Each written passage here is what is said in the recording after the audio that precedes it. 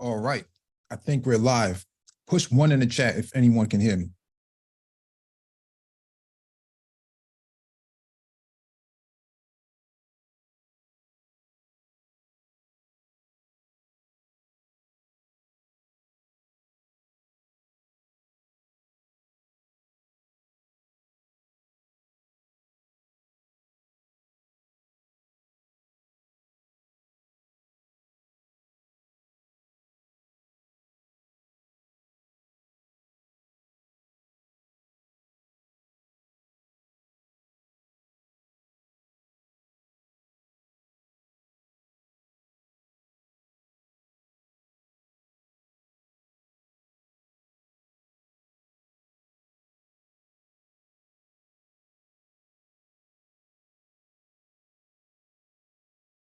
All right, I got a confirmation. Thank you for the confirmation. Welcome back to the Black Brain Trust. This is open chat number 89.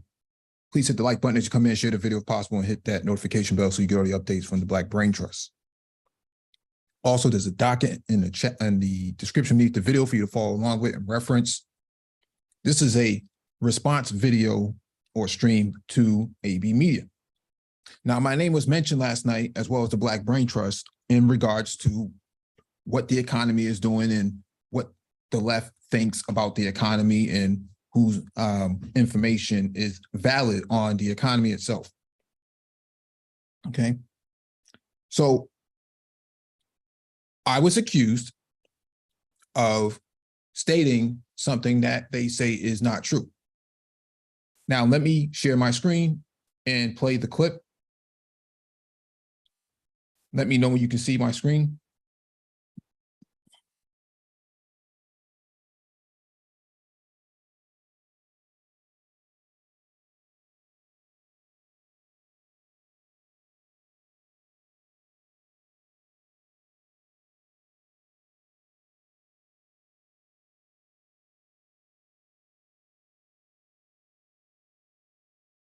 All right, let me give you some volume.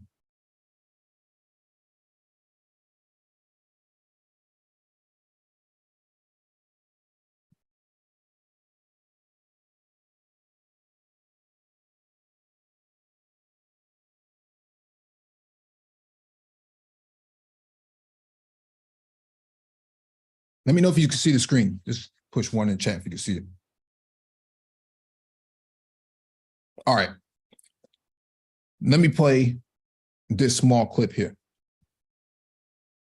Yeah, yeah. Us with the bricks on the rise.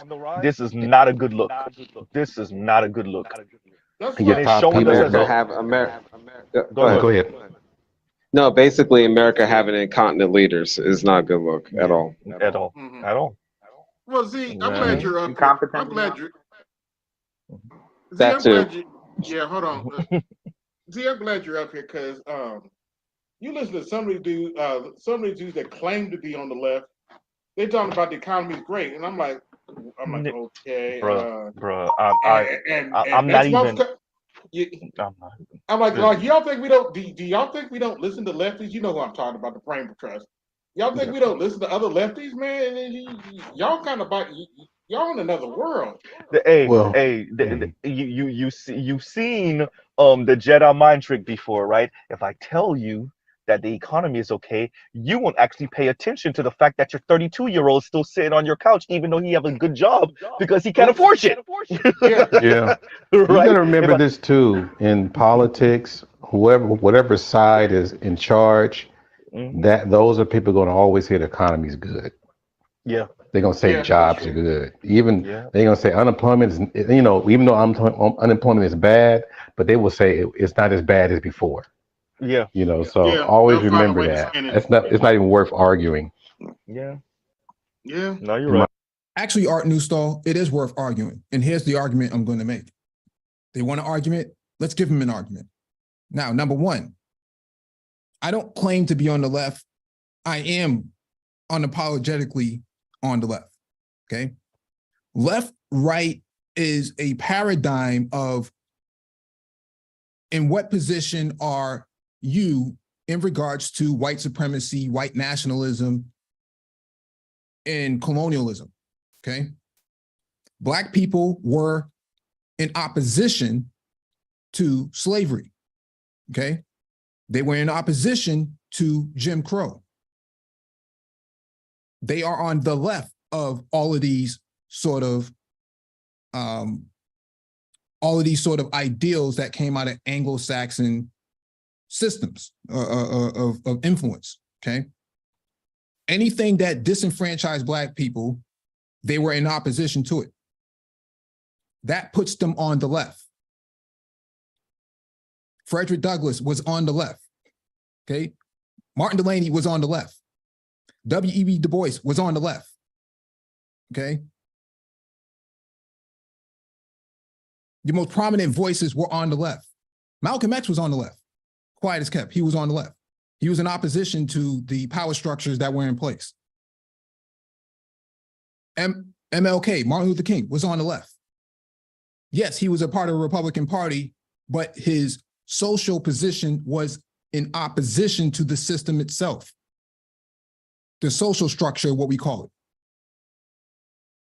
So when you say so-called on the left, no, I'm on the left. I know where I stand. The problem here is you guys don't know where you stand. If you say you're on the right, that means you're on the right of those people that disenfranchise Black men, which is why I never understood this whole conservative movement in this space. You didn't have all of these sort of things before, 2015, but let me further address this, okay? The economy. I've done this stream maybe a month or so ago, but I'm gonna go back over it, okay? Let me pull up Exhibit A. This is from Bloomberg, okay? The economy is going Biden's way. Now he has to get voters to give him credit. This is from Bloomberg, okay? With the inflation ebbing and job creation strong, what was an electoral liability may be turning into a strength, okay? That's from Bloomberg. Economic Policy Institute, EPI. President Biden's first 18 months, assessing the Biden administration's record for workers. When President Biden took office in January 20th, 2021, the country had been battling COVID-19 pandemic for 10 straight months. Workers were facing health risks in the workplace unprecedented before March 2020. Advancing equity, diversity, and inclusion in the workforce. Advanced equity and racial justice through federal government. Empowered workers who have been discriminated against by reversing Trump's EEOC conciliation rule, okay? Expanding equity, diversity, and inclusion training in the federal workforce, reversing a Trump ban on EDI training. Has proposed to restore the original religious exemption rule for hiring, rescinding problematic rule that left the door open for discrimination. These are all things that impacted Black men.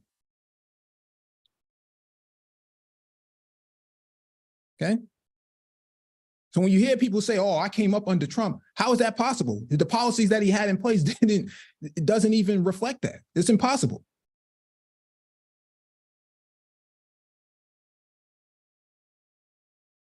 Appointing pro-worker leaders. Nominations to key administrative and judicial posts are an important indicator of a new president's priorities. In contrast to President Trump's pro-corporate, anti-worker appointments, President Biden has nominated a slate of individuals that have put forward policies advancing workers' rights.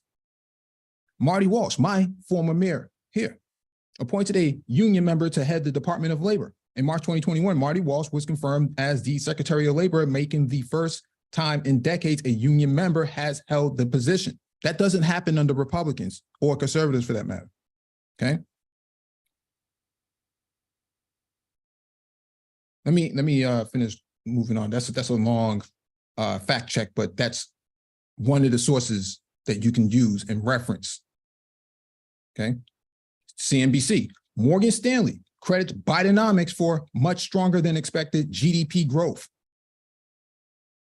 I'm not making this up. If Morgan Stanley is doubling down on this, then how are you saying that the quote unquote left is saying that the economy is good. No, Morgan Stanley said it's good. Okay? Morgan Stanley said it. Let's go through it. President Joe Biden's economic policies drove an unexpected economic surge that has forced Morgan Stanley to make a sizable upward revision in its GDP forecast. That's not Mike V saying this. That's Morgan Stanley saying this.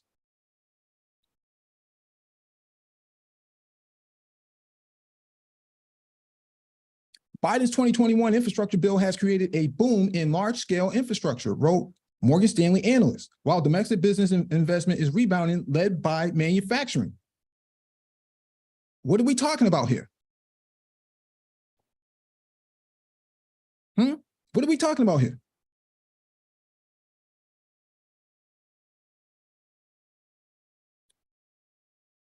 Factcheck.org. Biden's numbers, April update.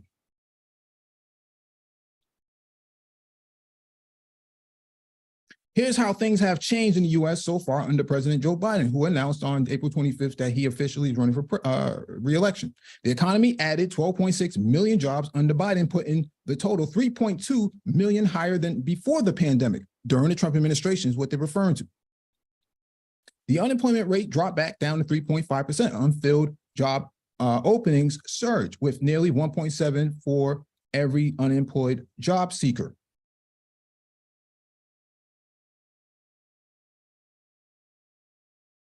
Okay. The population without health insurance dropped by 1.6 percentage points. The number of people receiving federal food assistance has increased by 1.2%. So the thing here is to understand is that the economy, according to Morgan Stanley, according to Bloomberg, according to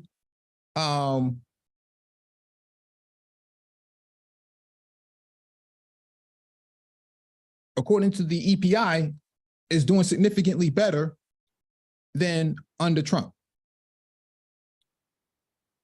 18 months of continuous growth. What are we talking about here? 12.6 million jobs. What are you talking about? AB Media.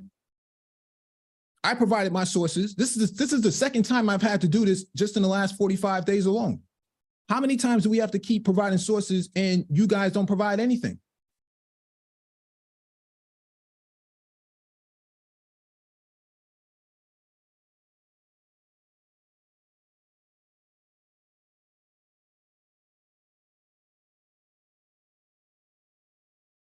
Let me finish playing what they're saying. My opinion. Yeah, no, but you're right.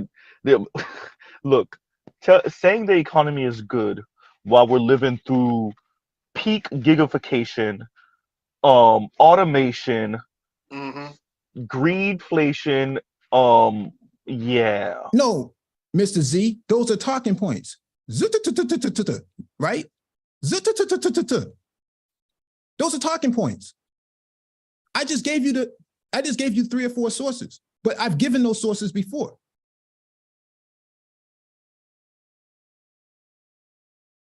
We're not using talking points here. We're actually referencing the material. Let's reference the material. You provide your material. We've provided our material. Where's yours? A 32-year-old dude sitting at home in their parents' house is not an indicator of the economy. It's just not. Sitting on StreamYards and, making exhaust noises is not an indicator of a fast car. It's just not.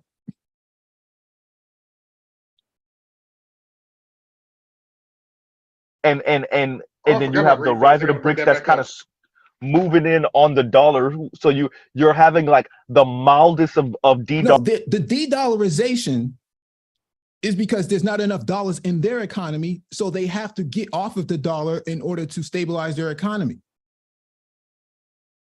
Because they don't print dollars, they can only receive them, but they don't print them. That's dependent upon the U.S. On the United States, right? That's up to the Fed. So if dollars are not flowing into their economy, they cannot pay off their debts because their debts are tied in with the dollar. Not that difficult to understand. Dollarization, yeah, but you're saying that the economy's good. All right. Well, you can always have some people that come out of slavery that learn how to do blacksmith work and then bring the economy back. That's Oh, we had to Yeah. use Ron DeSantis as a consultant. All right. Oh to see yeah. Oh how yeah. it was Because done. we benefited. You know. Yeah, we we benefit from benefited slavery, slavery. right? Oh yeah. Yep. Uh, And you know how black and black crime should be in history books. Mhm. I Oh yeah. still And, can't believe that they let that fly. and look, look. Well, As a I'll say. Florida native, Mhm. it's DeSantis is that dude. He's like running this. He's really well. Him and his wife. She's really the brains behind the operation. Just an FYI. That makes sense. Yeah. And you would think Somebody she got would an be a echo. little bit better. She's what, a cancer survivor or something like that. But yeah, no. Um, yeah. So he really is that dude. Like Somebody got an echo. he's who That's Trump probably wish me. he was when it comes to that. Like being able to, because he's way more savvy in actually getting these things passed, right? And Yeah. he's staking his claim on the culture war because the Republicans don't want to address, and they can't address because they're in the pockets of the wealthy. They don't want to address the economy the way it is, right? They just do lip service to that.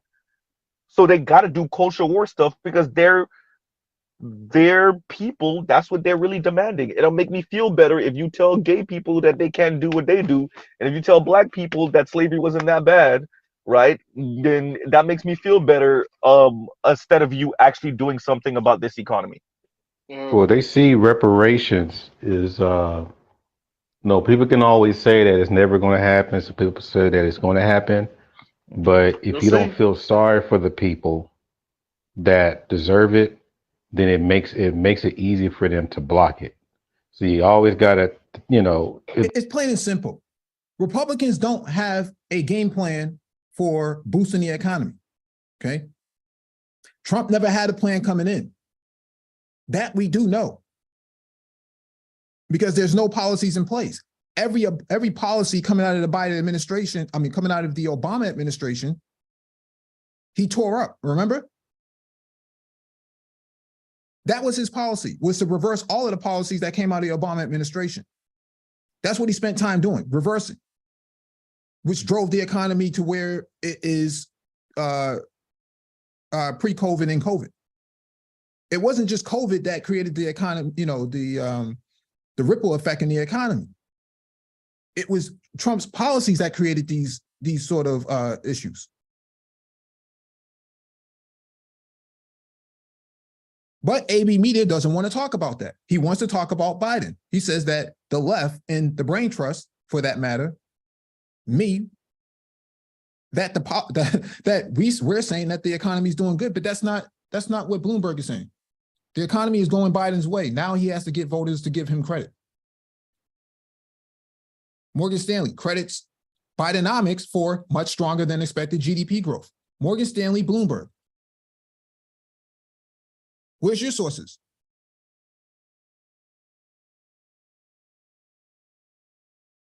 AB Media. I think the key thing is taking away the victim card from the people that can deserve being victims, if that I makes agree. sense. No, I agree. If you can take it away, it's almost like remember when Trayvon Martin got killed, and Yes. Yeah. most of us we were like appealing for justice for him, but the media kept showing him with the grief. They out victimhood the other party. Yeah. You know, so it's They like use who can get some. intersectionality. Yeah. Who can Well, I'm like, when you guys keep doing this, it's like, stop saying you. It's not me. They weren't going to be able to give us any money unless we, mingle in other people into it, and then with other different class of money and stuff in there, we have to mingle it in, and Then they say, see, look how they are. They're savages. They don't even know how to talk to us. Blah, blah, blah. So I think half the time we need to come up with some kind of lingo. Unfortunately, the ones that do come up with the lingo is the rug munchers, and the feminists. But that only helps them. That doesn't help us. So, because they always Because throw they can- misogyny and all that. Go ahead. Yeah, they out victimhood the other party. Yeah. You know, so Yep. it's They like use who can get to intersectionality. Yeah. yeah, who can go the lowest bar, basically. You know what I'm saying? To who can out victim the other person. You know, and then once it Yeah, gets I They was that talking just about at the way, that victim gym. Olympics. yeah, thank you. I was just at the That's gym and I ran into one of my council members at the gym. Oh, it's Echo? No, you No, good. We listening, bro. you're good. Keep going. Oh, okay. Sorry, I thought I heard an echo. Oh, I ran into a council member into my gym, like in the sauna at my gym today, and I didn't even know it was a councilman until one of the older black men that was there. He pointed it out, and next, you know, he started talking about like they're about to destroy this building complex downtown that has a whole bunch of people in it, and they're saying like, oh, they're going to destroy it. But you see, the deal was before that they weren't going to be able to give us any money unless we, mingle in other people into it, and then with other different class of money and stuff in there, we have to mingle it in. And but since I've been in here for 2 years, the one thing I got them to change into this thing is like 25% of the people that was already in this, that was in the previous, that's going to be in the previous building before he's get demolished, is going to be able to make it into this. And I'm like, what about the last 75%? And he was saying, oh no, you got to bring in minorities and all this other stuff. I'm like, okay, that's code for bringing like people like my people, other black people from other part of the world, or East Asians or whatever the fuck, or Mexicans or some shit. And I'm like, what about the 75%? The 75% sound like you saying black people is going to be kicked out. He's like, and he just started just what's it called? Try to give me some word salad bullshit. Just constantly talk. I let him talk for I let him talk for 2 minutes without even saying anything, without him even giving no like backlash or nothing. I just let him talk for 2 minutes. As soon as I start talking and started bringing out straight up facts, he kept screaming at me, getting loud at me, started bringing up some other shit. He brought up his speech, his video and his speech that he did, like, we're going to change this shit. And I'm like, what are you talking about? And then he's saying like, I'm like, when you guys keep doing this, he's like, stop saying you, it's not me. I just got in for 2 years. It's not me. It's not me. It's not me. And I'm like, okay, fine then. I'll take that back. It's not you. It's not you. But then all the time when I'm like, okay, when it comes to black people, when he's just saying like, it's you guys, you people won't get up, you people won't work together, it's none of y'all just want to keep going to jail, won't do stuff, and he's a black man saying this shit. I'm like, and luckily that's the politician saying that. and then like luckily the older gentleman, before I even got got into the conversation, because I was just listening to my my stuff and then just focusing on breathing in the sauna and shit, and I just heard buildings collapsing and stuff. I'm like, what's going on? He's like, this is a compliment. He's one of them funny people. I'm like, funny people? And then when he started talking, I'm like, oh, he's one of them bourgeois niggas. And he's like, yeah, and like he's like yeah. I'm like, okay. First of all, let me say this, because I can't really take any more of what he's saying. First, he didn't even know who this person was. Number two, you didn't even vote for this city council person. So you're expecting things out of people that are not even in your district to begin with. This is the political illiteracy of a lot of black men in the black manosphere. It's not his responsibility to address issues that you have a concern with when he doesn't represent your district. He's not the end all be all of the problems that exist in your city. Know who your politicians are. Know who your elected officials are. Know what the issues of the day are. Know what the issues on the ballot are going to be. These are very basic things that are personally responsible for you. And there's so many of these black men in this space, like this person who jumps on the panel and can't wait to, go in on what he considers to be one of these leftist, do nothing politicians, when he doesn't even know who he is.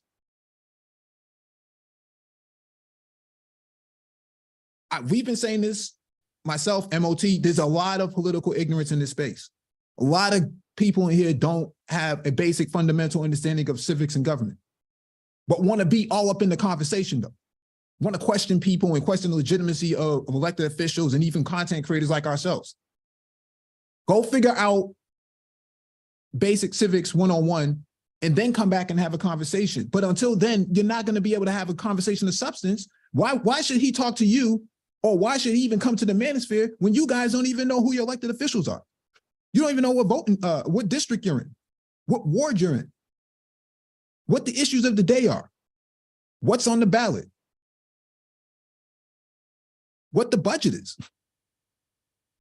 But you want to engage elected officials like this. This is why I'm completely against anybody running for office coming into this space and having a conversation with Black men who won't even do their own homework.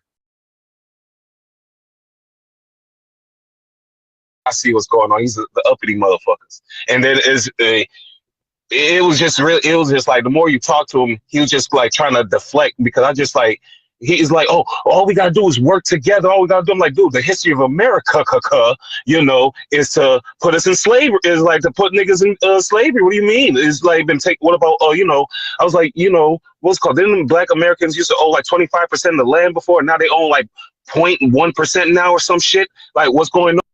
Yeah, exactly. And I already know that we got some people from what's it called?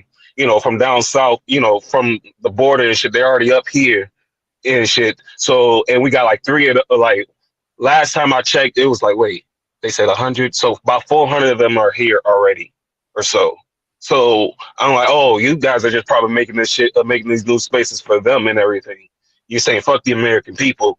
You're getting all these random other people around now. Yeah. Actually, that's not the case. Specific cities and states were giving upwards of millions of dollars to house asylum seekers. And so contractually, they have an obligation to find these people shelter based on the monies that they received. That's pretty much what happened. Well, they see them as less of a threat, right? So What's going on? Yeah, so when I gave the solution, I'm like, then when I said get the solution, I was like, okay, I'll give you a solution. There's basically like 4 of them, really. It's like, hey, we all leave. Like what Marcus Garvey said. He's like, oh, you're just running away from things. I'm like, what else is there to really do? A politician shouldn't be the one asking you to give a solution. That's not. I got him to the point that he knew that he lost. Yeah. That's not politicians getting what's the solution. First of all, if you're a politician, you understand that's not even how that shit works. There's no one word answer question. Like I can't give you a elevator speech for freaking a few centuries of problems that Black people are facing. That's not how that shit works. And for a part, and he's really insulting your intelligence by even asking that question. What's the solution? And he was right. You don't even know like how much he was trying to pull up like some different word type judo bullshit, like because he doesn't know my background, so he was trying to pull like acting like I didn't know my history because I'm young. So I was like, when I started bringing up what happened with the red line and after the Civil War, like what happened in the civil rights, the Civil War, and all this other stuff, and then he was like, okay, and then he tried to pull off like, oh, you don't really. I'm like, dude, I'm a first generation here. I'm from the inside. I'm the outside looking out and the inside looking in. You know what I'm saying? You know what I'm trying to say. Basically, like, so I'm just like, you're not gonna really get me because you're gonna like just my people. The reason why my family is here is because I was used to help blackwash the Black community. So you're not gonna keep trying to play this like I don't know what's going on here. So when I kept like cutting off all his like routes out, that's when he started screaming at me and started like trying to show me some bullshit that he said and done. And I'm like, dude, what's like? He's like, I'm making him like, then what did you change in the last 2 years? Then I don't see it. It's not. He's not obligated to answering any of your questions, anyways, because you didn't vote for him to begin with. You don't even know who he is. But this is the sort of, lack of decorum that exists in the manosphere, and people want to bring politicians to this space. For what? Tell me. Oh, well, I haven't been in long enough. So when is this change gonna happen? Was when you people, I'm like, he saying you people, and like the way he's talking is like he was a Black dude, basically low key calling me a nigger. I'm like, yo, what the hell is this? You know what I mean, but he without saying it. Yeah. But I was like, oh, you really one of them wannabe white people? You don't understand that you are trapped. Like, and it got to the point that the white dude in there, he's trying to say like, oh, you're making it seem that you're basically, what was it called? Like white people are evil or something. Like, dude, what the fuck? Like it's wrong for me to tell black people to start defending themselves because I don't know what the fuck is gonna happen, but I know this shit's about to be Nazi Germany maybe because that's what happened last time when shit went south. So I'm like, I don't know. So hey, Man, arm up. it's not gonna be Nazi Germany, man. It's not. But that's why I was like, but then he's looking at my, but I'm like, I'm knowing you guys' history, but you guys don't want to admit your fucking shit. So hey, who knows? You guys push shit to the extreme, so I'm gonna keep it to the extreme. Like I gave different ways out, but I was like, hey, the last thing is kumbaya, but are y'all willing to actually admit this shit and actually do it? But I don't know. How old was this politician? This dude was like 50 or no 60, 50 or 60 something. We're between that age group. Okay, what so is it south, north? Where is he at? Northeast. Northeast, okay. All right. Like around the New York area. Okay. All right.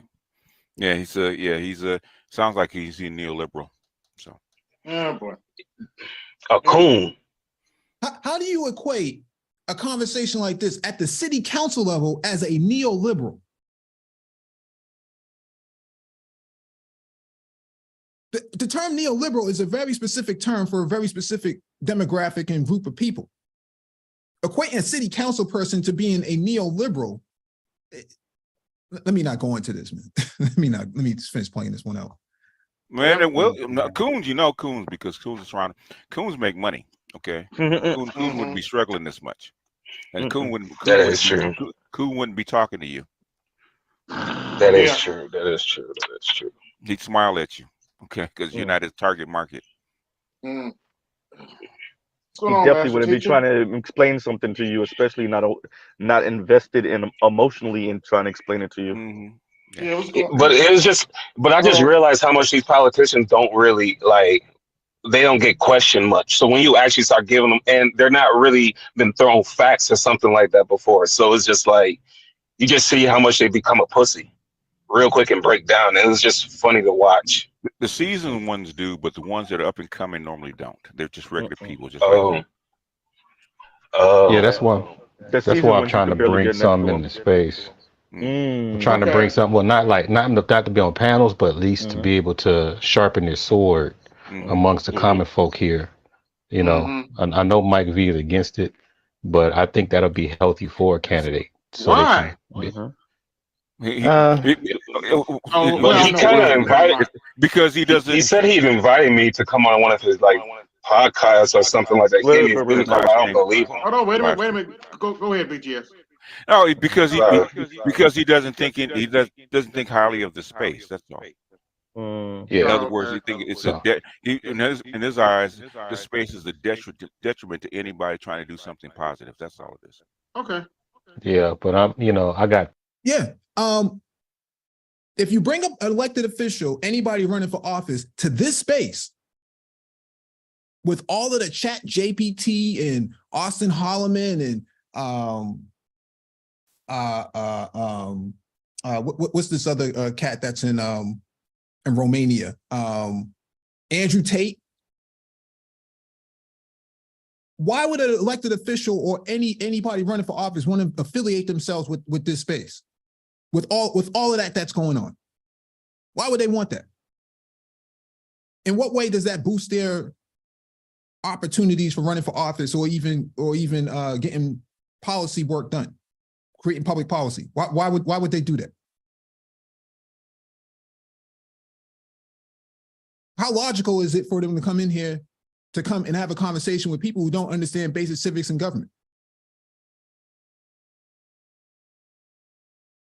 Anybody who understands policy understands that any elected official, let's use George Floyd Justice of Policing Act. Okay, who's against that? Is it the Democrats' fault? Is it Biden's fault? Is it Warnock's fault? Whose fault is that the bill won't pass?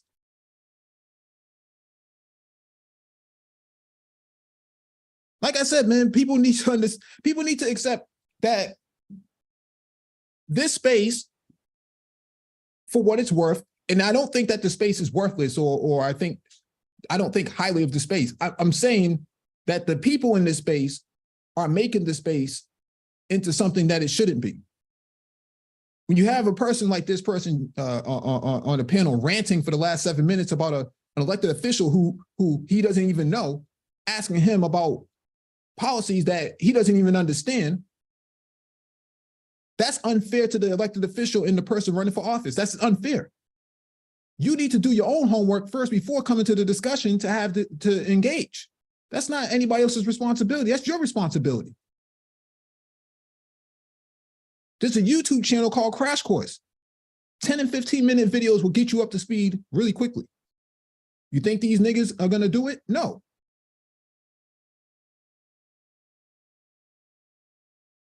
Let me drop the link, man.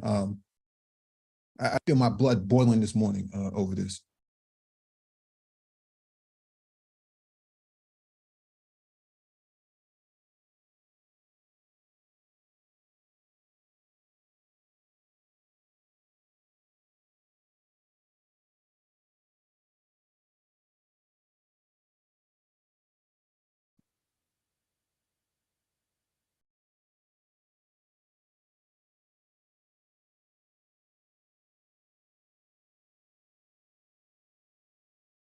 Links in the chat if anybody wants to come up. If not, man, I'll peel up out of here. I definitely had to address this. This is the second or third time I've had to do this in the last maybe 3 or 4 months. People accusing me or the Black Brain Trust or what they think the left is and don't even understand what the left is.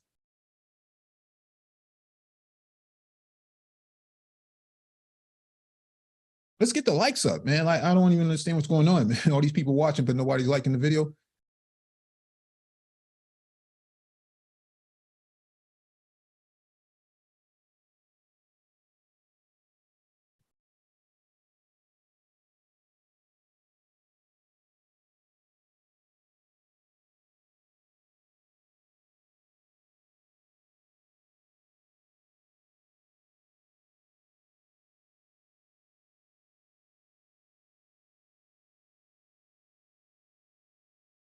Lou, what it do, man?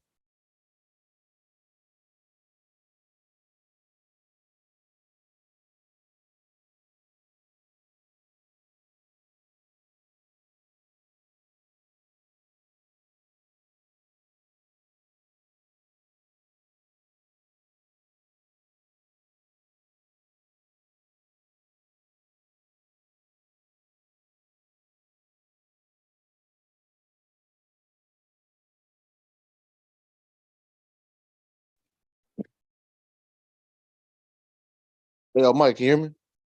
Yeah, what's going on, bro? What's going on? What's going on? Salute. My bad. I ain't mean to cut anybody off, did I? Something's wrong with my doctor. Yeah, I can hear you. What's going on? What's up? Go ahead, MOT. I was trying to get my phone situated. I couldn't hear nobody. Okay.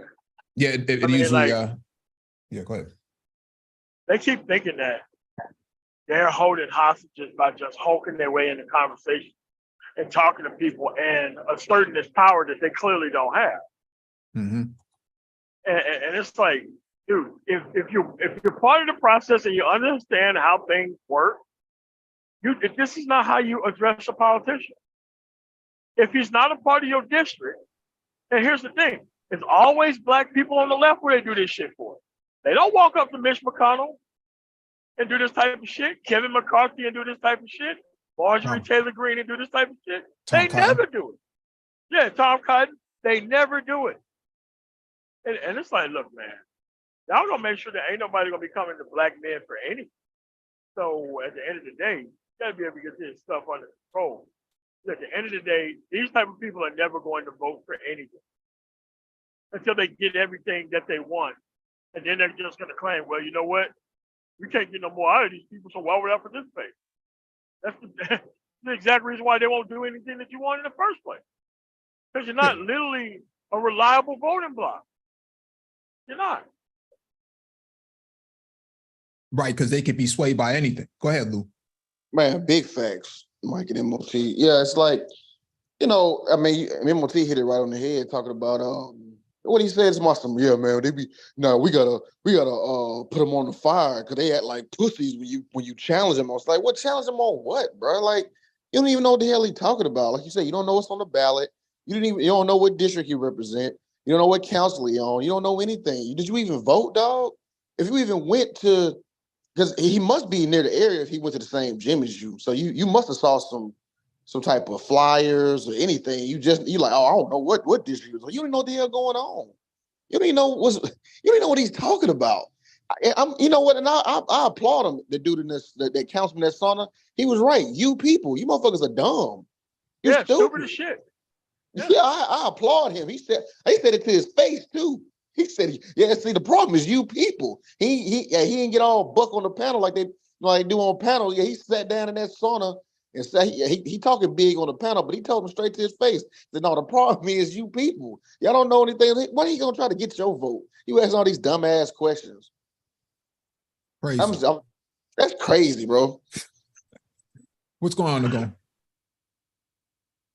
Hey man, I'm just sitting here, just kind of laughing at a lot of this stuff because I already know what's going on with these guys. I mean, I know a lot of them are just up here to just running their mouths. But what I find very interesting is, like we all talk about all the time, if you really want to get certain things done, there's a process to doing things. Just like you want to get a driver's license, there's a process to that. You want to buy this, there's a process. There's a process to pretty much everything. These guys are sitting here saying, ipto, presto, whatever, boom, hey, and it should happen. Yeah. And they don't want to participate in the system at all, don't want to be knowledgeable, don't want to pick up any facts, don't want to learn any facts. And this is not difficult. It's not like you have to sit down and read, War and Peace or whatever. It's just not that. It's just looking at basic stuff, looking at overall news, just looking at some decent sources of information to get an idea what's going on. If you're going locally, look in your local papers, look in your local cable stations that you have. Just look at what's going on the ballots and so forth. That stuff is there.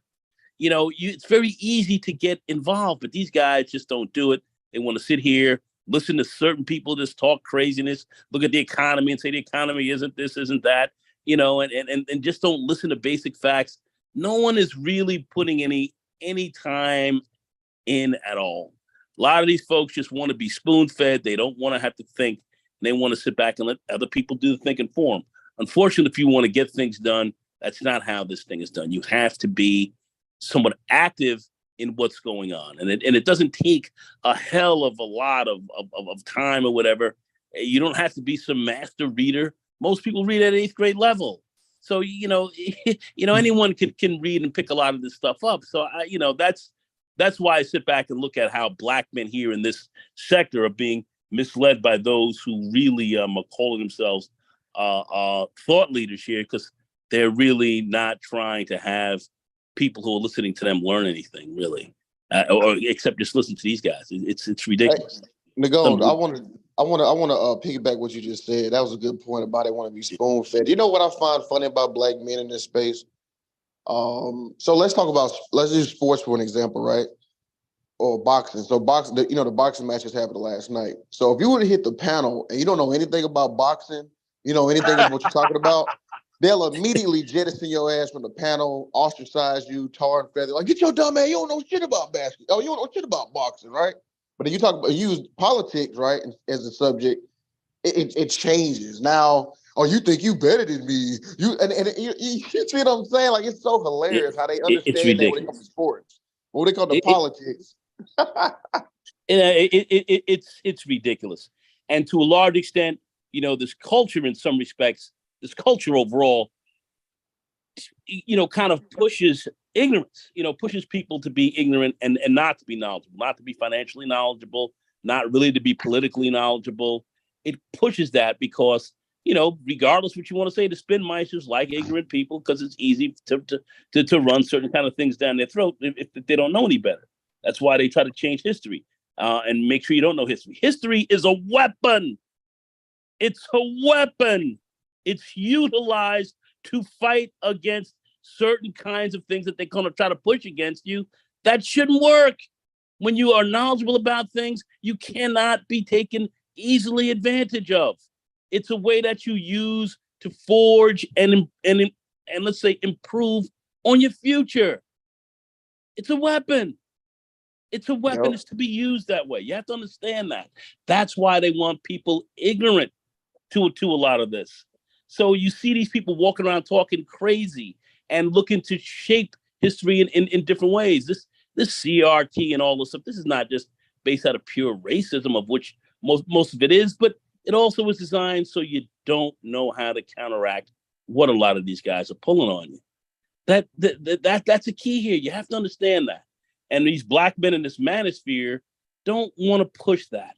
That once again, I say a lot of this is fear with the some of these so-called oxymoronic term thought leaders, because they're definitely not.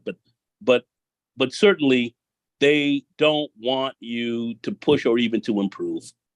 They like things the way that it is.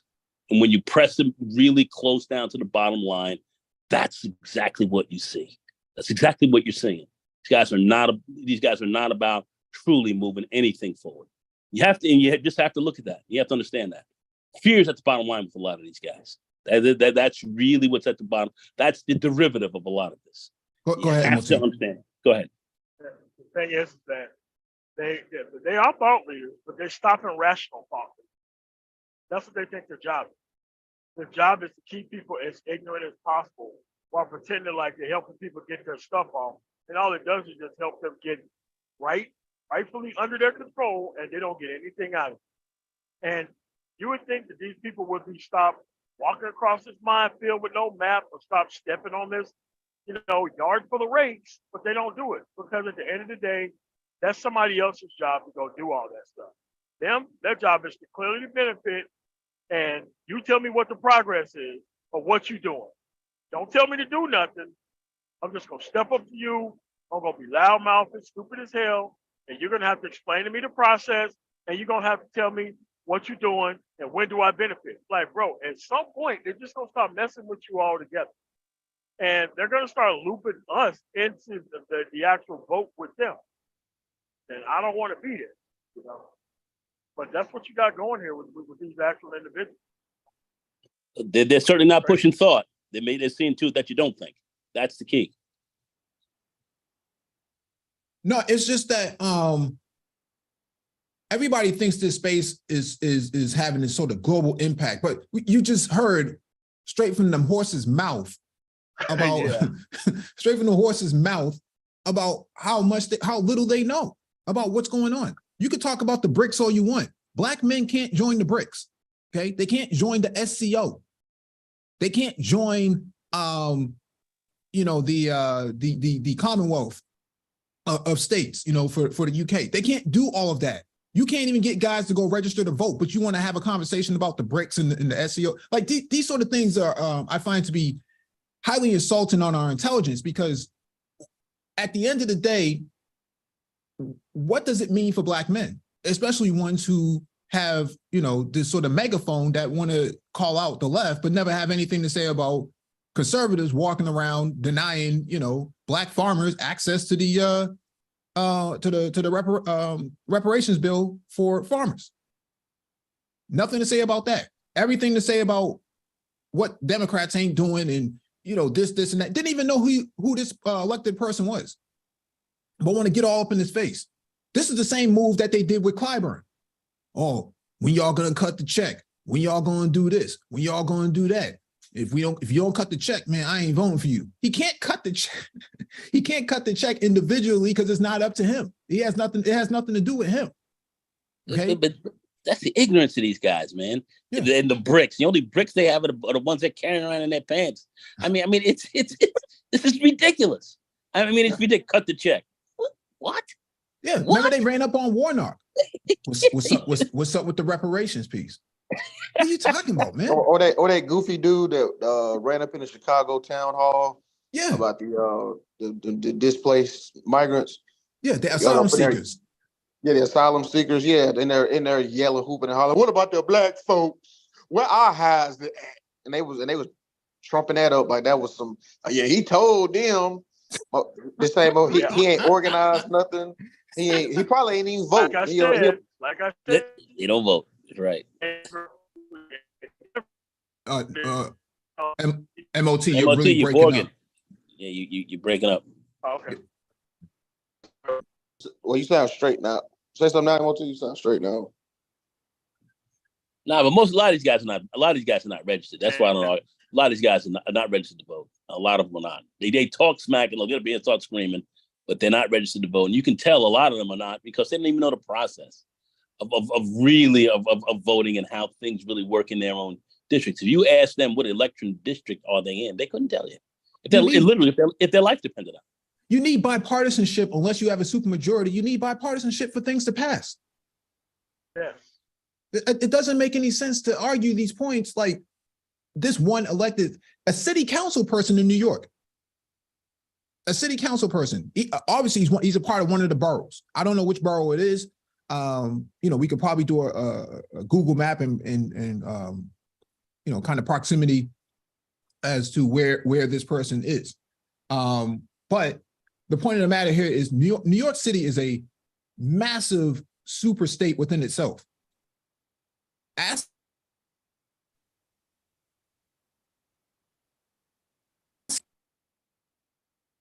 things that are beyond his control, his or her control. I'm sorry? My bad. It's like you cut out for like a split second. Yeah, you did. Yeah, Mike. Okay, yeah, I thought it was just me. Yeah, you did cut out. Okay, let me just repeat what I was saying. Asking a city council person in New York City, to create policies that benefit everyone else, you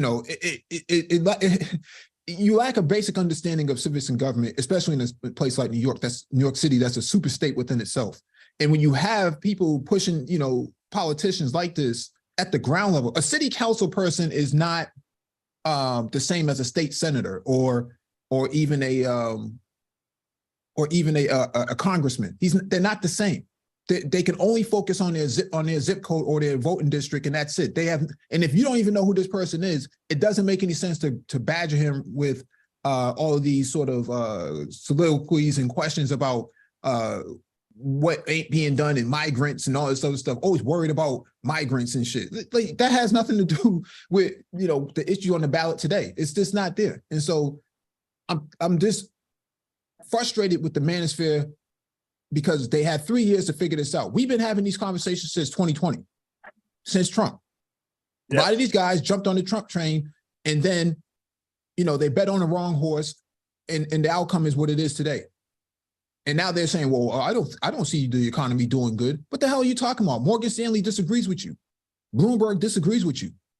What are you talking about? I was just on a live stream with one of these monkeys, a couple of weeks ago. And then Monkey was up and he was saying that we were in a recession. I said, where are these numbers showing you that this is going on? Jerome Powell even said he don't. The guy said, the BRICS and he started going into the BRICS and stuff. And I'm looking at this guy like, what is wrong with you people? You call yourself thought leaders? You call yourself thought leaders, but you can't even break down. I get the numbers. I see what the numbers are. On a regular and consistent basis. I look at where the jobs are. I see this. You're just in the profession that I'm in.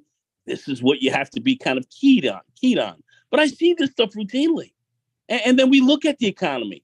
We look at the GDP and its growth. We look at these things. These are fundamental basics to basically looking at your economic conditions in your country. And people don't even seem to look at that. But they call themselves thought leaders. That's why I look at these people and say, my God, are you, if you're talking about talking points, fine, but don't talk and mislead people with misinformation.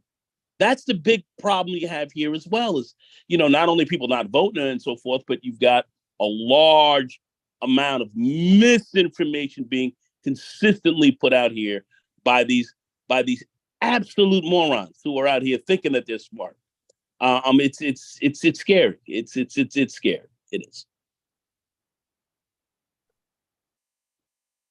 Yeah, I was gonna say, Nagone, you 100% right. Jerome Powell even said he don't foresee a recession. That's all. Yeah, go ahead. Yeah, and you're right about that. I saw you in the chat saying that before, Citizen Lou. And you've been saying this. You said this. I mean, but these people they don't want to listen. They want to listen to these talking points. They don't want to look at the facts. They need a recession though. That's the thing. They need a recession because they can't give the left any credit for anything. Yeah. They need a recession. That's the point. They need a recession. I mean, because now they have to go eat their actual words or actually go over to the conservative side, and they can't do that. So they just pretend like what's happening right now ain't happening. Like, you really can't deal with disingenuous ass people like that. You can't. Yeah, it's crazy. Speaking of Jerome Powell, speaking of Jerome Powell, what's behind Jerome Powell's woke turn? Bidenomics. Who knew? Right? Man, that's so funny. I saw on Twitter, they were talking like they were trying to down Bidenomics monster. Man, everybody they need the world to burn and crash for just like they'll destroy the world just to be right, just to get their shit off. That's so crazy. Facts. That's some like, just like we were talking about, just like that winter's coming nonsense. They need global catastrophe just to get Keisha back to the table. It's like this is crazy, bro. These niggas are insane. No, they try to push fear. They try to push fear, the fear concept to get you to move. Fear, and the fear is not based on any solid facts. It's not based on any real strong empirical data. It's not there, but they try to push fear because they want you to be emotional, like Keisha. They want you to be emotional. I don't move on emotions. I may get mad at somebody for being a fool, but yet, we can't move on emotions. We have to move on facts. I'm sorry, Mike. Go ahead. Yeah, let me read this real quick. In February 2021, Federal Reserve Chairman Jerome Powell told Congress, we are not climate policy makers here who can decide the way climate change will be addressed by the United States. We're a regulatory agency that regulates a part of the economy. When Powell said that, less than a month into the Biden administration, inflation was 1.6%. Just 8 months later, in remarks on November 22nd, 2021, President Biden said Powell, then up for renomination and facing stiff opposition from congressional progressives, made it clear to me a top priority will be to accelerate the Fed's effort to address and mitigate the risk that climate change poses to our financial system and our economy. At that time, inflation was 6.8%, on its way up to a 40-year high of 9.1%. What changed? What caused Powell, a Republican originally appointed by President Trump, to go freshly woke, in Politico's words? Progressives have always thought him too conservative. I don't know who wrote this. Progressives have always thought he was too conservative to steer the Fed in the direction they wanted. And why would President Biden renominate a Fed chair who was so clearly failing at his core mission of controlling inflation? The answer is all around us. Bidenomics. The White House has consistently proven by word and deed, inflation is not a priority. If it were, the administration wouldn't be pumping trillions of dollars into the economy while dismissing the economic harm Americans have experienced. The administration is interested in lavishing money on interest groups and its priorities. One such priority is reorienting such of American economic policy toward addressing climate change. And so what we're seeing here is this Trump-appointed person, Jerome Powell, was hired by the Trump administration. Yes, for what reason, I have no idea. Yeah, for qualified. what reason, I have no idea. Well, I think Jerome is he is qualified to be in terms of economics, economic outlook. But I think that the Trump administration did not have the policies in place that would have gotten the economy to where he needed to go in the first place, right? The trade war with China is something that Zoe Royalty had pointed out earlier, that the fundamental policies in place or needed to be in place was not there. And so Bidenomics took place as a response to the lack of policy that was there to begin with.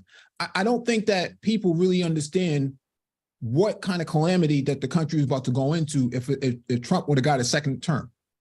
Oh, woo. wouldn't have gotten a second term.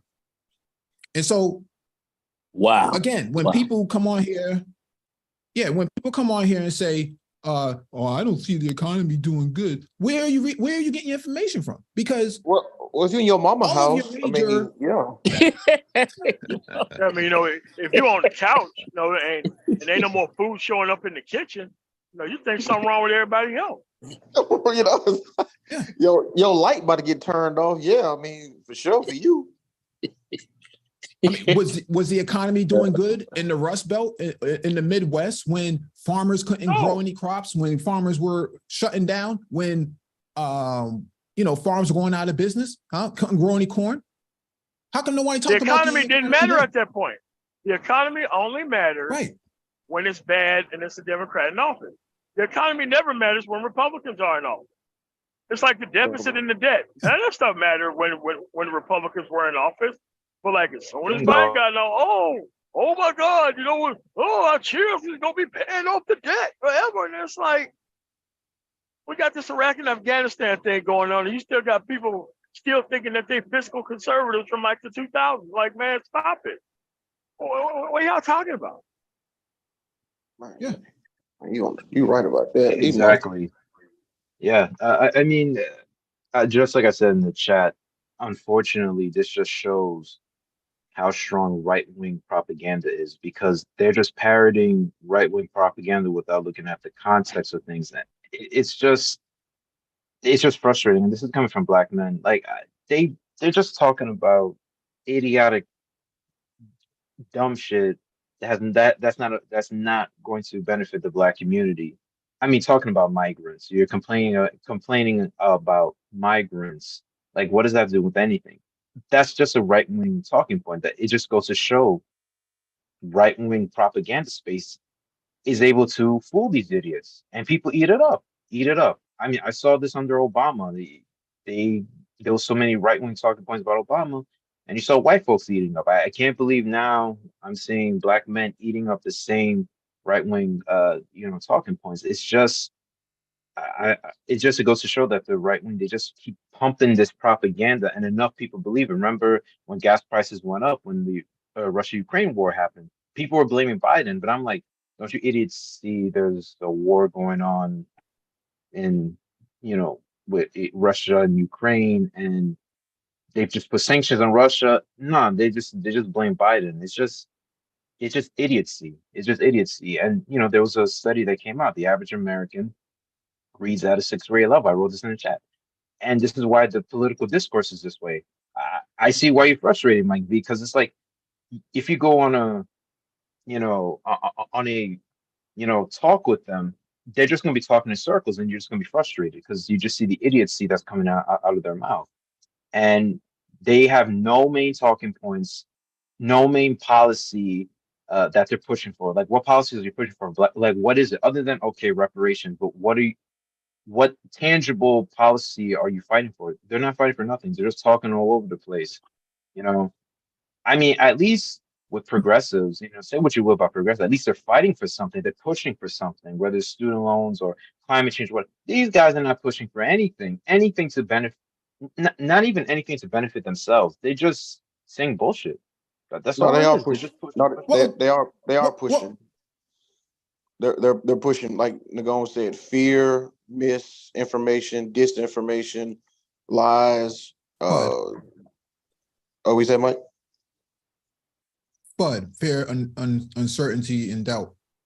Right. They're pushing crypto, that FUD. They're pushing they want everything to be destroyed. They want pushing fear, the dollar about to crash, the economy about to crash, the social climate about to crash. And they got to just use that fear tactics. And while they doing that behind the scenes, they gerrymandering, obstructing votes, disenfranchising black people, lying, outright lying, destroying curriculums, education. I mean, it's just trying to push Common Core. It's all type of things, but they are pushing things. But you're right. I mean, like I said, it's the rise of the neo-coon, man. They're using these hip-hop street podcasts and funding them on the side and having these dumb niggas just say all the just outlandish, stupid shit for black people to consume. And it's crazy. They can't govern, they can't rule. And the thing is, so well, I'll the make this thing quick here point. is, Oh, go ahead, Mike. no, go right ahead, Joe Rossi, please. Yeah, what you said, Lou, is so true. And I think, I mean, this may sound conspiratorial, but I do think there's like a right-wing hidden hand because this all started with the whole, Tariq Nasheed thing. He did his FBA thing. I think he's being paid money to push that whole FBA nonsense, and these clowns in the manosphere are eating it up. I don't know. I just think it's a hidden hand to cause confusion within the Black political discourse space as a distraction while the right goes on doing what they want to do. And these clowns are focusing on migrants. Meanwhile, not all the migrants are Hispanic. There's a lot of migrants who are Haitian, but they didn't say nothing about, when the Border Patrol were whipping Haitian migrants. I didn't see them say anything. But they have a gripe against migrants coming to those cities. But that's another point. But the issue is they're ignoring what the right wants to do. Like they're ignoring what the Supreme Court's doing. They don't know what the right wing, the current right wing, what their plans are when it comes to power. Like there was an article that came out what Trump plans to do if he gets a second term, and it's frightening. But I don't see these clowns saying anything. They don't call out because the right. They don't know the difference because they don't know the difference between Judge Lynn Tyler and Judge Ketanji Brown Jackson. They think that they're all the same. All of them are Supreme Court justices according to them. It's just one of those things when they say, the so-called left, but in reality, that 17-point agenda is a completely leftist agenda. Left-wing document. But they don't say that, Contract though. for Black America, completely left-wing document. Yeah, nothing to say about Ice Cube running around with Tucker Carlson, though. All this smoke for people that they don't even know who's in their district. They're supporting it. I saw on that goofy ass stream they were talking about it like in reverence, like they were supporting it. You serious? Oh my God. Well, they were like, yeah, they're happy Ice Cube was talking to Tucker, even though Tucker Carlson called all Trump supporters stupid and idiots, but it is what it is. They just dumb, bro. The only thing you have to do and you don't see what Tucker Carlson says about Black people? Oh my God.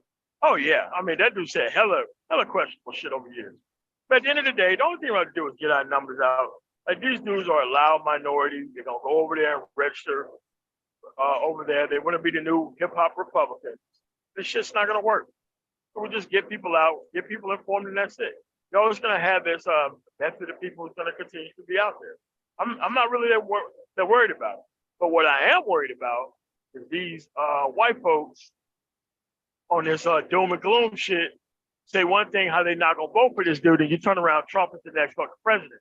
And now you're gonna take vengeance out on every single person in every investigation that's going on about him. And he's really gonna fuck the country up. I'm telling you, this dude can literally wake up and be president. Yeah. Right, Mike? No, I was just gonna say you don't get a super majority on the affirmative action deal without Trump appointees. You don't get that. You don't get that the federal judge who pushed back on the reparations for Tulsa, that was a Trump appointed judge. Yeah. Not understanding that you all supporting your own demise. And the thing is, Mike, no fair. Yeah. No fair. And the thing is, I didn't see these clowns say anything about what DeSantis is doing in Florida, and saying that slavery benefit Black. They didn't say shit. That's why I took these guys as a joke, and they're ignoring and it bothers me probably because there's a hidden hand. I don't know. I'm maybe conspiracy thinking, but they're ignoring what the right plans to do to this country because the right wing, the Republican Party now, is so extremist. They have no idea what these guys are really planning, and they overlook everything, and they're more focused on fucking gender wars and trans issues. Like, no. These people are crazy, and if you give them power, and they're very close to it, let's just be real, because they control a lot of state legislators. If you give them the White House again, they have no idea the damage that these people are capable of. These guys are afraid to face them. That's why I say it's fear. my old man told me many years ago, when you press a guy and he can't tell you his bottom line, he's trying to bullshit you. These guys don't have a bottom line here. These guys are afraid to face that. They don't want to face that. They want to sit down and say, we just leave these guys alone. It'll be okay. Don't rile them up. Don't rile them up. No, that's not what they're doing, talking about. No, he ain't gonna do nothing. See, that's how this nigga that's how this nigger thinks.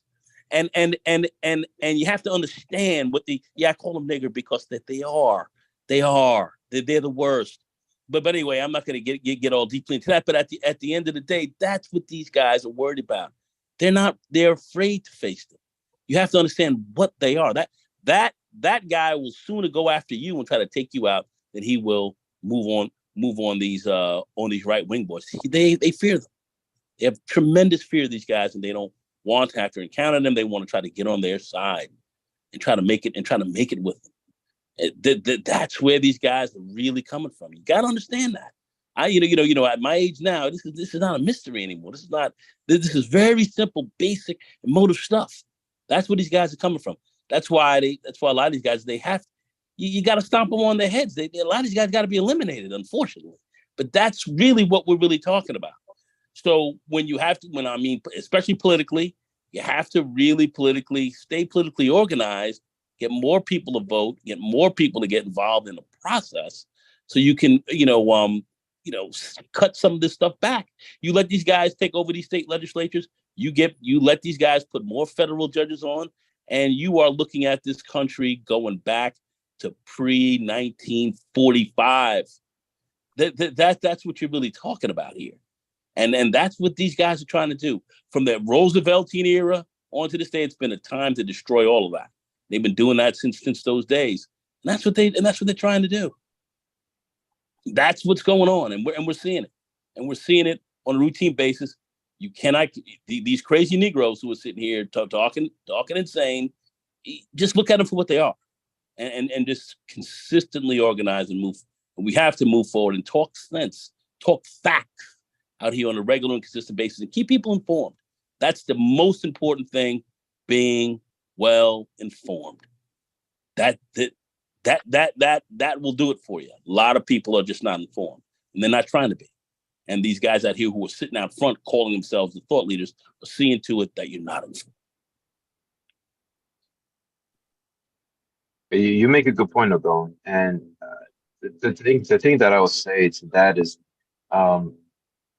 this is what's at stake. And whenever you bring up these facts to them about, how the GOP is becoming more fascistic and more white nationalism, they say, oh, well, no, it's not a big deal. No, those white boys, they ain't gonna do that. No, they're only focused on, a certain group. No, it's not gonna affect us. But they don't understand that what's at stake. They clearly are giving, the right wing, a lot of leeway to do what they want to do, because they just say, like, oh, well, that's not going to happen. They're not going to push back civil rights. Meanwhile, this is what these people wanted to do since the Roosevelt days. Like you said, this is a long-term plan. They want to dismantle every single little thing. You think it's only affecting this group when it comes to abortion, or that group, when it comes to affirmative action, but soon other rights are going to be under threat. But they don't see it that way. And there's no sense of urgency from their side at all.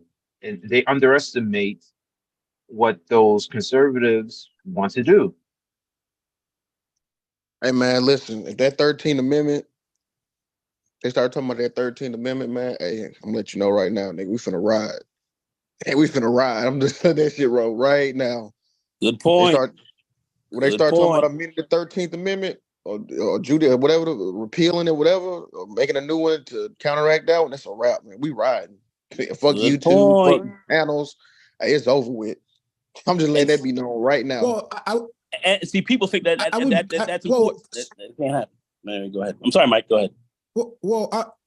I would be more concerned because the 13th Amendment in most of these states in the South have not been really rescinded at all when it comes to labor, right? You still have prisoners out there, on chain gangs and stuff like that. You still have a lot of them making clothes and stuff like that. License plates. Whether it's Levi's or say it again.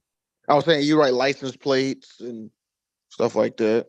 Yeah, I mean, well, actually, some of them were working for making semiconductors, and stuff like that in the prisons. A lot of the prison labor was actually involved in making. None of them get paid in the South. None of them get paid by hourly in the South. None of them get paid. Yeah, that's the 13th Amendment. But what I'm saying here, I'd be more concerned about the 14th, because if they want to take away people's protections, then you don't have a country anymore. And then you really have Schitt's Creek. Right. Exactly. Yeah, I see AB Media in the chat. The link's in the chat, bro. You can always pull up. You're welcome to pull up. Get him up here. Yeah. Come on. Yeah, because we're not. Oh, here he is. Good. Give him a second for his mic to come into place, and hit the like button if anybody's in the chat room who has not hit the like button already.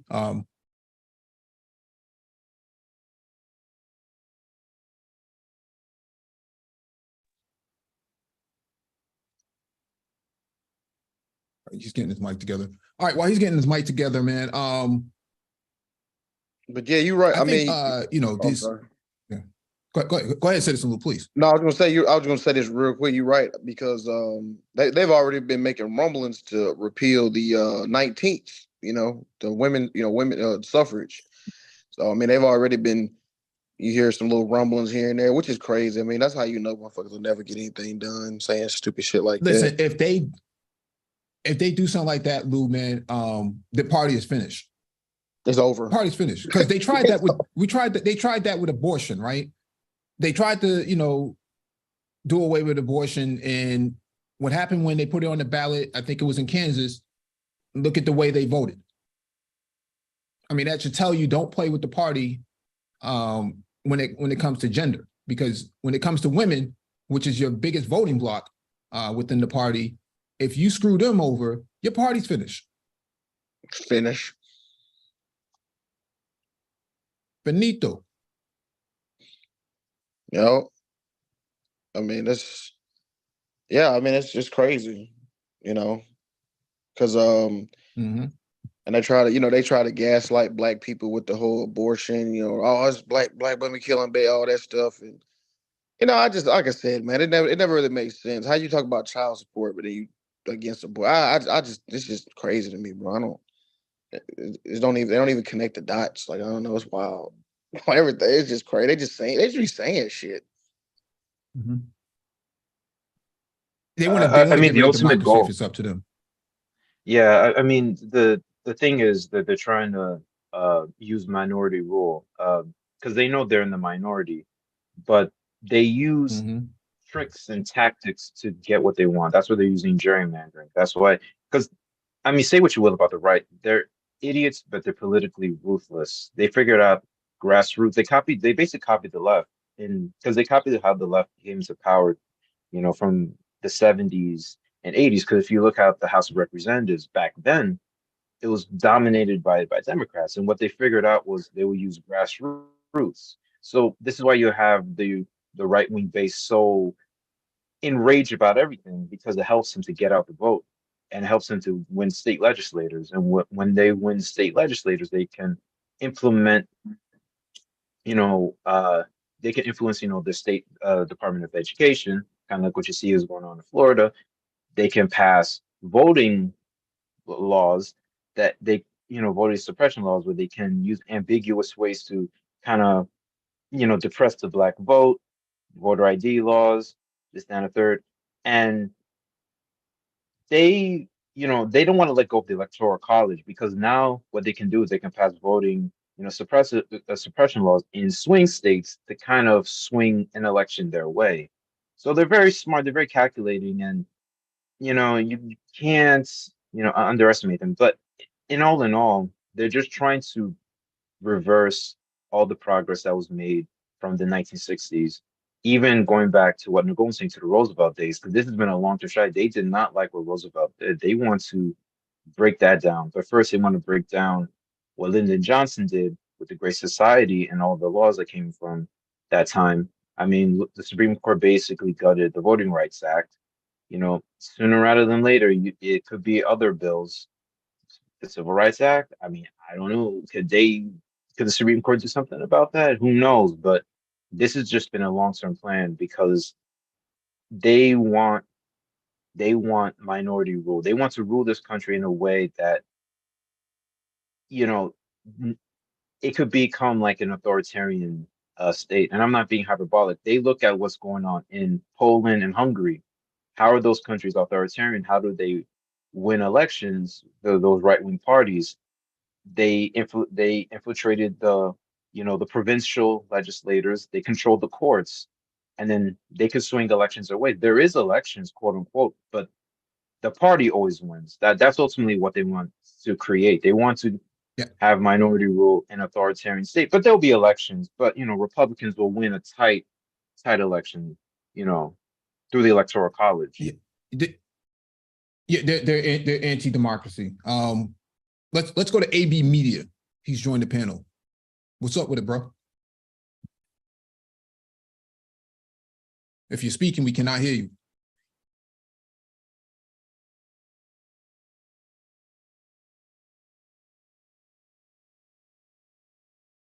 AB Media, if you're speaking, we cannot hear you.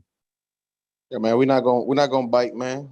We're gonna mute up. I want to hear your perspective. There'll be no jumping. No, there'll be no ganging up and jumping. None of that's going. No, I think his Zoom might be. No, I think his Zoom might be updating. Let me just give him a second. And take his mic off mute. No, he's not on mute. I think the software might be updating. Let's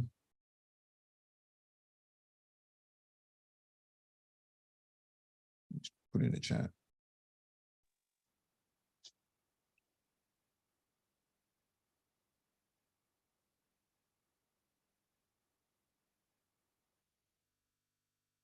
All right. While he's getting his mic together, let me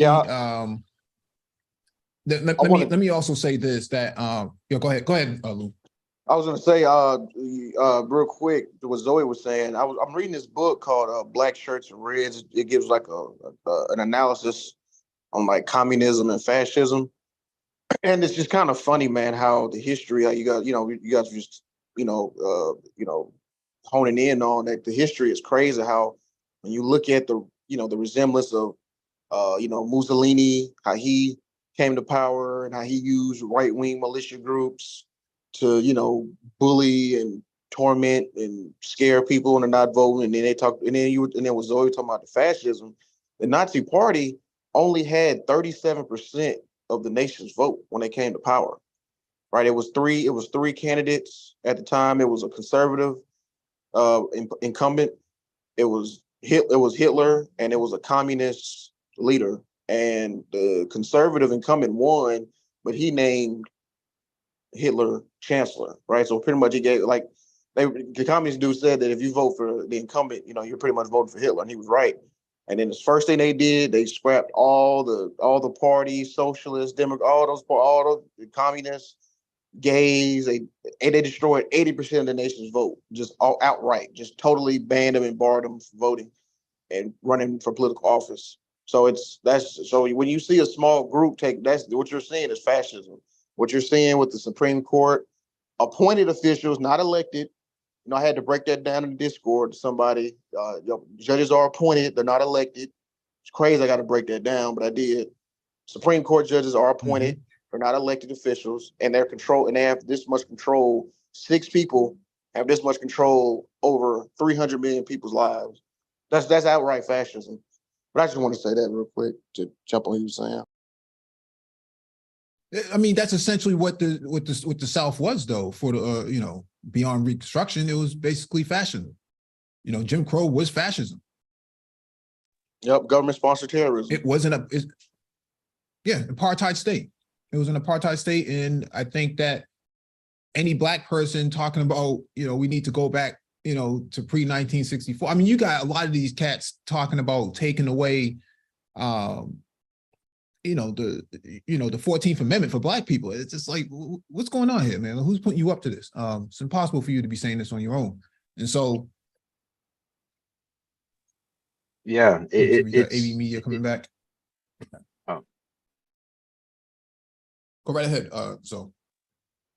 Oh yeah, so I was basically gonna second what Lou was saying, and yeah, it's just a small group that wants to take power, and this is why like the last like 30 years, going back to the Reagan era. I mean, well, 40 years going back to the Reagan era, they were focused on the Supreme Court.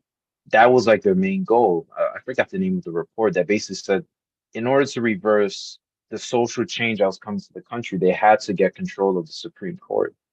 This, Reagan, Bush, and then, Bush, Bush Jr. to Trump, like this has been their ultimate goal. This is why when Trump had, multiple Supreme Court nominations and the GOP did every trick possible to get his nomination through, because this has just been their long-term goal. We're only seeing the beginning of this because these people, they essentially are there for life. They're there for life. And this is why, I have a gripe, against Biden. He should have expanded the court because this is my only gripe with, with the Democratic Party. There's still members of the Democratic Party, especially the older generation, think that you can reason with these people, that you can't fight back. No, you got to fight fire with fire, because if you play nice with these people, if you do that, they go low, we go high type of mindset, you could get mushed up bad. You gotta fight fire with fire. That's what FDR did, so these people. No, when they go low, when they go low, Joe, we lower the shoulder. That's the way how it should be. That's the way how it should be when you're dealing with them. Why should I don't know why Dems are so passive when it comes to fighting back. I mean, I understand, I can tell you why. Image is important, but when it comes to really basic base hits in reference to baseball, these are really easy victories for them. All of what's going on right now with AP African American Studies being banned and blocked in certain areas, and books being banned, and authors being banned and things like that. These are really easy victories that Dems could easily be fighting. I mean, I know that they are fighting them, but I'm saying that's going to be your campaign. You can run your whole entire campaign just on that and that alone. There's nothing that you really need to do new. You just need to defend the position that you're in. Well, Mike's good points, but this is what I want to say. And I was listening very closely to Greg Palacios and a few others who were speaking on this, which I pretty much already knew, but I like to listen to those experts who are really study politics and study, the socialization process here in this country around race and so forth. The Democratic Party in itself, even though we've moved forward in many ways with them, some of the Republicans back in the older days, but have a fear of the Democratic Party being a black party. So they still want that to be white run as well. So you have your, D. Rapper said, Dixiecrats and all that kind of stuff like that. You have your Mansions and all them that are in the party still, who are part of that, and then they're not going to leave. So your white supremacist wing, as far as what you have, still exists in the Democratic Party. It's not going anywhere. And at the end of the day, they don't want you to ultimately control that party either. So that's the reality there, and you have to deal with that. I mean, we've seen it. We certainly saw that deeply in the 60s and so forth, as we were moving towards civil rights and so forth, and the amount of pushback we did get in the southern states from Democrats as well. We can talk about the Southern strategy and all that, but still, that still remains a key part of what goes on inside of the Democratic Party, and there is a control aspect there as well, and they ultimately don't want to see the major part of this party controlled strictly by black people. Let's just say Obama certainly saw that when Obama started to, when he wrote in his book, what were the big issues that were really holding back some of his policies? It was the blue dog Democrats that really were getting in his way more so than anything else. We knew the Republicans were coming after him, but you had people inside of your own party. Why did those people come after him and his own party? And when you start to break it down and you start to look at it all, the only thing that ultimately makes sense was the fact that it was based on negritude and negritude alone. So therefore, those are factors you have to understand about the Democratic Party as well. The fear of a black planet, like Public Enemy used to say back in the day, is a very real thing, and that does exist within the Democratic Party. This cannot be forgotten. That's why you have to really organize as a very strong political base to get much out of the Democrats, because they too are going to waffle on some of this. As we know, liberals, to a large extent, the classic liberal, is we used to call them up here in New York, that they're just they're just racists who are a little bit nicer about it. So that's really what you're really dealing with, and this is well known, certainly by the older structure. When we look at Malcolm X and Martin Luther King and all them, they understood this well way back then. Those are some of the people that were blocking some of what they were trying to do in the North. Oh, you got everything cool in the South. Now you're coming to the North. Chill out. We got this covered. We're trying to hold them back as well. So they don't want you to be in control. That's another key factor. You just have to understand in what you're dealing with. That's what makes our political plight here in this country a complex one, and why you have to be really knowledgeable, understand your history, and well organized to achieve things. All this can be done, but you're looking at resistance from both sides. The common denominator is white hegemony and white control, and that exists in both parties. You're not getting rid of it. All right, let's go to AB Media. Can you hear me now? Us, if you can. Can you hear me now? I can hear you now. Okay. Yes, sir. Let's go. So what's the issue? I don't know where you came in on the stream. Where did you come in? Probably about 10 minutes ago. Okay. So you wanted to speak on the economy. I heard it. We played the clip of you saying it. So okay, the so-called left, right? Where are your sources that the economy is not doing good? Well, I don't have them with me right now, but the way people are...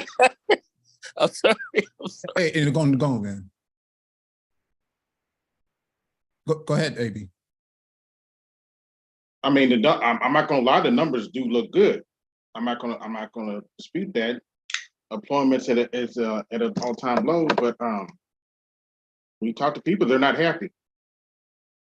I do understand the numbers are what they are, and also groceries. The groceries are not going down. Now I understand it takes time, and that's not entirely Biden's fault, but there's a lot of stuff coming up. Like next month, they're going to start back student loan payments, and the economy's going to take a hit. And I just hope because of student loans. Because of student loans. I'm just trying to understand. No, because they're going to start making them repay it next month. They've been on a but they only have to repay up to 5% of their income. You understand that, right? So that means if they're making, let's say, minimum wage in fact, if they're making minimum wage, I don't even think they have student loans at this point. I think that's been, I think they were the first ones to get their loans completely absolved or resolved. And so the only ones who really have to pay are ones who meet the who are above the poverty rate, the poverty levels, federal poverty levels. So I'm not sure if that's going to impact the economy as you're saying, but to this point, I don't know where you said you came in 10 minutes ago, but let's just look at my sources. And, we've covered this earlier, but I'll just do it for you. This is from Bloomberg. The economy is going Biden's way. Now he has to get voters to give him credit. This is from Bloomberg. Okay. This is from CNBC. Morgan Stanley credits Bidenomics for much stronger than expected GDP growth. According to these sources in factcheck.org, let me see if I can pull up fact check. Factcheck.org says that the economy is also doing good too. The numbers reflect that. So that's why I'm trying to understand, where did you get that statement last night that you made on the Coliseum that the left, the Black Brain Trust, Mike V, says that the economy is doing good, but it's not being reflected where? Well, one I'm listening to the economist Richard Wolff. That's one of the guys that said the economy's not doing as good as the numbers might seem.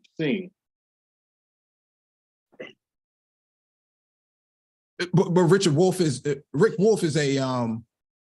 Marxist economist, so he has a Marxist lens at everything he's looking at. Not saying he's wrong, but he uses a Marxist lens. And so for all of the quote unquote anti-left rhetoric that goes on in this space, I'm surprised that anybody would use a Marxist economist's view on the economy, but then revert back into a non-Marxist perspective. I don't understand that lens, but I get it. Any source that could be used to prop up the idea that the economy is not doing good. Let me address because I did hear you guys mention Ron DeSantis. Under no circumstances would I vote for Ron DeSantis. I'll tell you that straight up. Okay. He's a racist drifter, and everybody sees that. That's some goofy shit he's doing in Florida with the slavery benefited somebody. Yeah, right. No, I don't agree with that. Okay. I mean, he thinks he can win the nomination for the party. I don't see that. He's not going to beat Trump. I think Republicans that we can agree on. But if the objective of the Republicans is to pull in more Black votes, especially from Black men, I don't think that Ron DeSantis is the ambassador of that agenda. I think that Black men going into the Republican Party today is walking into a burning house. I don't see what they're going to get out of it. When I hear people in the space talk about Democrats and leftist policies, I'm not sure if they understand that the Republicans have zero policies that would be advantageous to Black men at this point. Unless you know of something I don't, because last time Trump's policies, was supposed to bring Carrier into Indiana, that was a very short stint. They got $1 billion out of it, and then they took off and went to Mexico and left a lot of Black men who worked at Carrier high and dry and unemployed with COVID on top of that. I don't see anybody in this space who claims to be in opposition to what's considered to be the left actually having that conversation about Black men suffering, trying to work extended hours because places like Indiana kind of ignored COVID restrictions and had a lot of these folks working on these assembly lines, under COVID conditions. I don't know. I don't know where some of these folks, at least maybe under your stream or maybe on that side of the space, where they're coming from with these ideas that Biden is doing such a poor job. I don't see it reflected anywhere in these sources. I'm seeing all sorts of numbers boasted. It says right here. Oh, actually, are we looking at the screen? Yeah, it says right here. The economy added 12.6 million jobs under Biden, putting the total 3.2 million higher than before the pandemic, which is Trump's administration. Okay. I mean, the term Bidenomics means that he has. The term Bidenomics means that he has a policy in place, right? An economic policy in place. When you start talking about Trump and a lot of Black men saying they came up under Trump, I find that very dubious, because how can that be the case if the numbers are not reflected there. And then suddenly black men just stop coming up under Biden. I don't understand where some of these cats are coming from, but maybe you can explain their side of that argument. Well, when we see Biden, we see a lot of symbolism. Like, for example, his latest scheme, he wants to make a statue of Emmett Till and Emmett Till's mother, make a excuse me, trying to get the word out, monument of Emmett Till and Emmett Till's mother.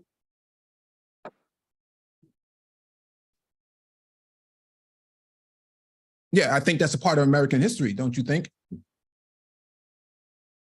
Yeah, but I would have preferred he arrested Carolyn Bryant and charged her before she died. Well, I mean, that's up to the the state's attorneys who were in the state that she was in, that she resided in. I mean, they couldn't even find her for quite some time until they saw that she was in hospice or somewhere where she was supposed to be at. I think that's out of Biden's control. I don't think that Biden is in charge of arresting people, but I do get your point. I think that when you have Republicans and conservatives who actually were protecting this woman, I mean, the fact that these same people want to deny that that race was even involved, it was a racial lynching. We had Rand Paul, the son of Ron Paul, filibustering the anti-lynching bill. I didn't see not one content creator in the manosphere even highlighting this.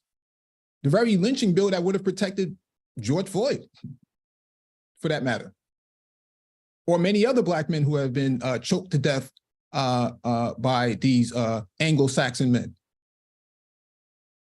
What I hear from a lot of these people in this space is, just hilarious is more important than, this brother being choked out on the train by Penny. I don't hear I don't hear people talking about this. So when you say the left, what is your perspective on the left? How do you define that? How do I define the left? People who are for universal health care, people who want to not be in a proxy war, which is another problem that I have with Biden right now. He's in a proxy war with Russia, and everybody sees that with Ukraine.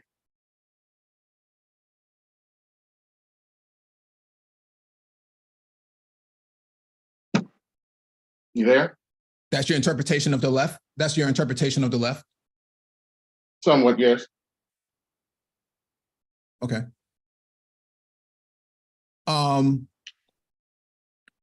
Let me not take up a lot more time. Anybody else on the panel have any questions for AB Media?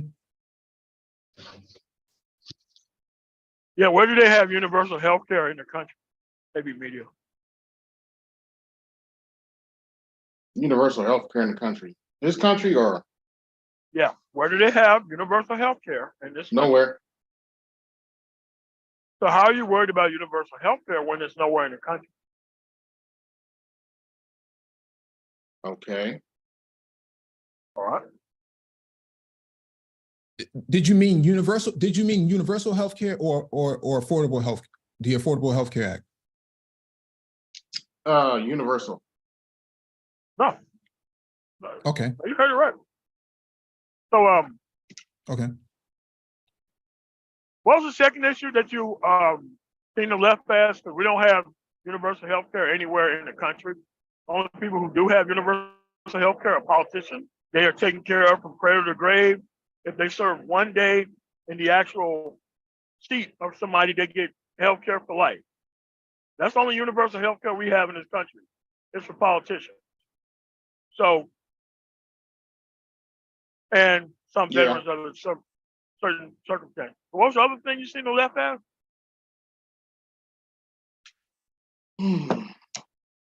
Ending proxy wars. Any proxy wars? You mean like with Ukraine? Yes. What were you for? I mean, do you have any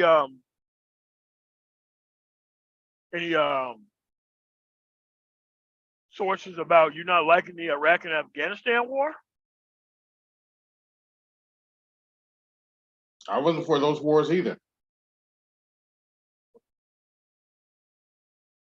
So you're against just all wars, period? No, I was for them going in Afghanistan and getting Osama bin Laden. Let's not get it twisted. But okay, but how long did that take, though? probably about, let's see, probably around 10 years. Okay. According How to long did we whenever the war started and when Obama claimed they killed him, allegedly killed him.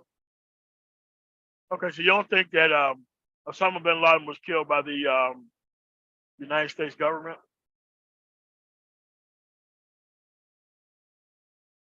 Yeah, I'm not sure. They say they have his body. But I've heard from from some other people that may not be true. But for now, yeah, I guess that's the truth. Did you watch the interview with the well-known guy who was the guy who actually shot bin Laden to the face? Did you actually watch that interview with that No, guy? I did not. It's on YouTube. Yeah, No, I did there's not. an actual Navy SEAL guy. I'm not sure why he's famous because there was a team of like 27 people out there. But the guy who actually shot bin Laden through his eye, you could watch that interview from that guy who actually shot him. And he'll tell you the entire story about what they did with the barrier at sea and all of that. Because there are no sources that say that didn't happen. And I doubt that there's as much money and fame that guy got off of that story. I doubt that guy will come out here saying that if he did not take the shot. Okay. I'll check it out. Okay. But the war in Afghanistan and Iraq, a whole bunch of money was spent on. Too much, One of those yeah. wars based off a lie. If bin Laden was right next to the Pakistani, army base or whatever, that means we could have got bin Laden a hell of a lot sooner than that.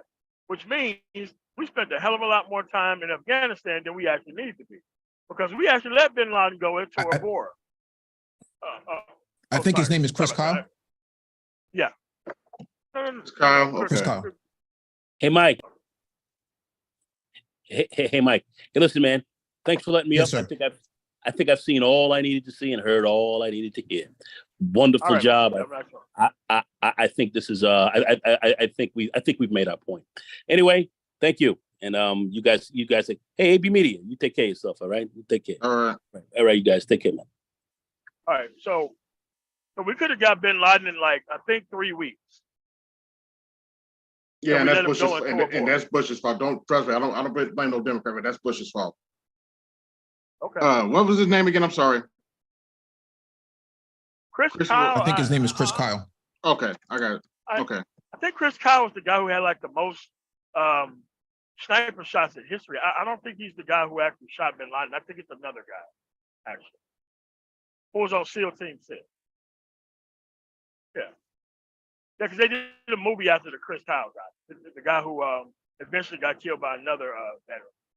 But yeah, it's just that. All right, so you got anything else you see the left pass other than proxy wars with actual Ukraine Well, and universal health care that isn't there at all? unfortunately, this is not necessarily the part of left that I listen to, but some of this are some of them are on this pro LGBTQ ABC to EFG stuff. Okay, so here's the thing with that. That is a two-party thing, just like women is a two-party thing. Now, if the Supreme Court, who have a 6-3 supermajority, can take away or partially made it look like they was taking away abortion rights, how come the 6-3 supermajority don't take away LGBT rights? Because probably LGBT in the conservative ranks too. Okay, so you tried to make it a left-wing issue when you know it's a both-party issue. Well, I'm making a left-wing issue because I don't see the right putting the rainbow flag over the White House. They may not put a rainbow flag, but they'll put a Confederate flag though. Fair enough. People who have to remove their actual, you're worried about the symbolism of a flag being put up over the people who can actually take their rights away, who have the power to do that and not doing it.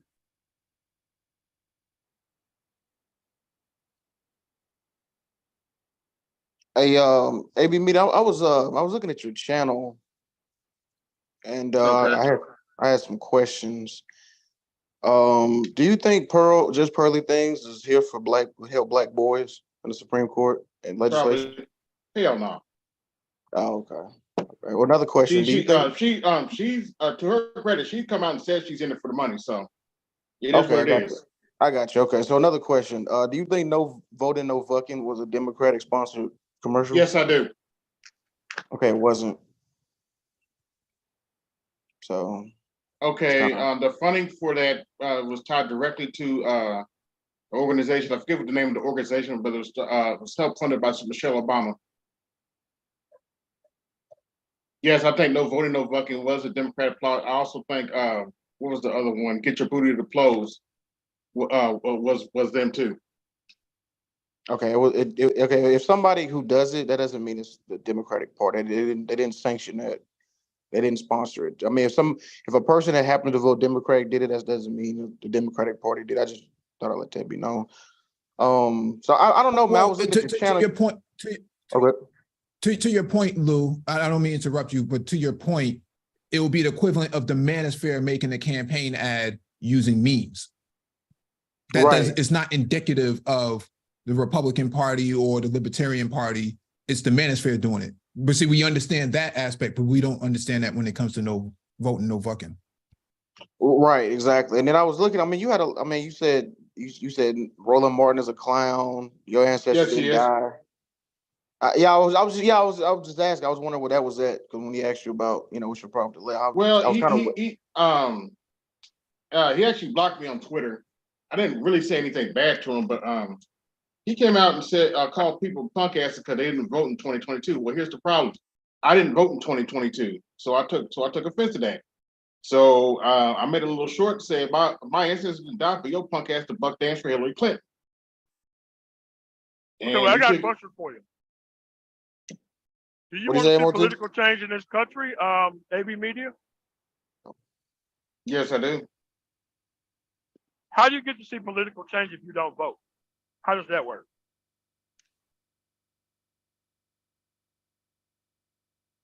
Well, I was at work. You send a message to the person who's always begging and asking and acting like they own your vote, that you don't own my vote. Okay. So tell me a time in history where not voting got something done. Not voting got something done. Civil rights movement? That was voting. Yeah. That was about voting. Getting the right to vote. Yeah, no, they didn't trust them. They did that because they didn't want you to tear the country up. Did black people vote or not? Yes, they switched parties once the Democrats decided they wanted to get behind civil rights. So they did vote. Yeah, mostly black folk were Republicans up till that time. But they voted because the Republican Party was the party that advocated for their interests. Yeah, at the time. Could you tell me, since the parties did switch, what was the best time to be a actual black Republican since the parties did switch from the 1960s? Like, what is the Renaissance period?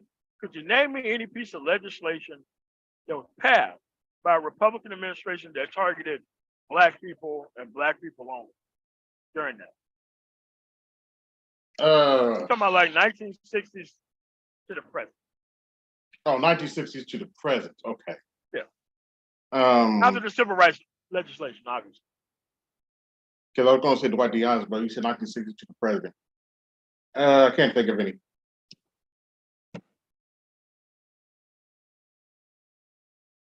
All right. Because Nixon didn't care for us, and Reagan most definitely didn't give a shit about us. So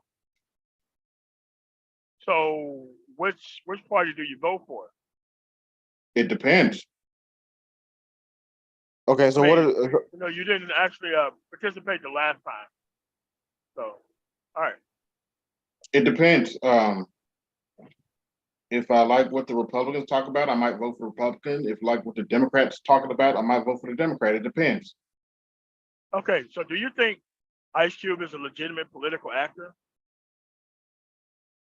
Yeah. How? Well, he's using this celebrity for political action. What's the big deal? Okay, so what did Ice Cube get passed at any other time in history? What piece of legislation that Ice Cube is solely responsible for anywhere in this country, anywhere, anytime in history? Could you name me anything that Ice Cube is actually personally responsible for that's being passed? Well, nothing right now, but that doesn't mean you shouldn't try.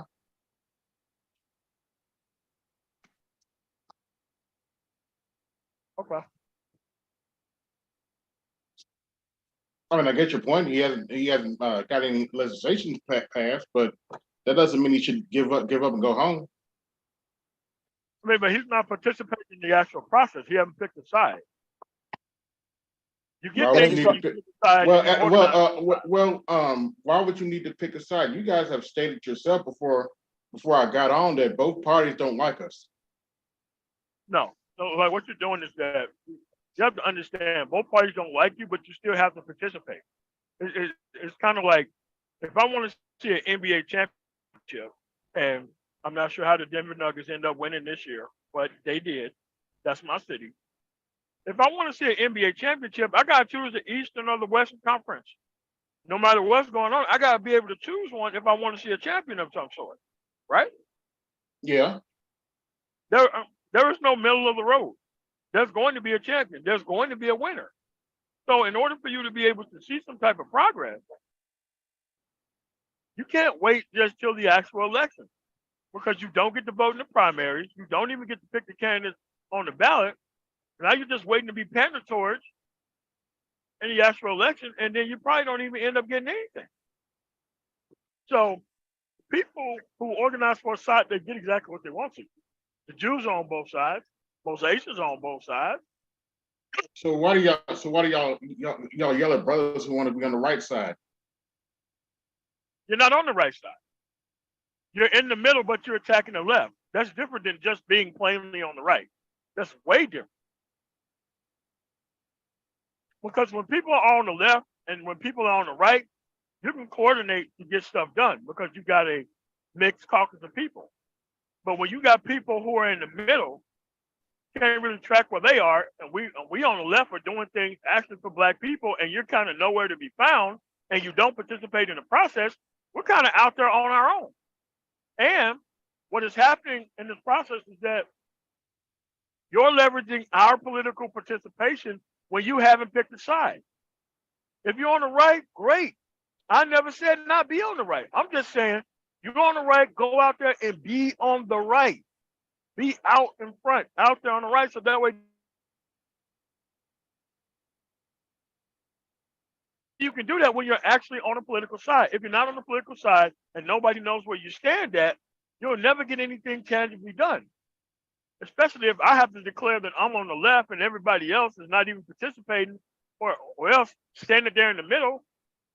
You go to these southern states, you see that nobody actually participates in the actual election process. And the only thing they're doing is leveraging the actual collective failure of people who are. So how do you get progress your way?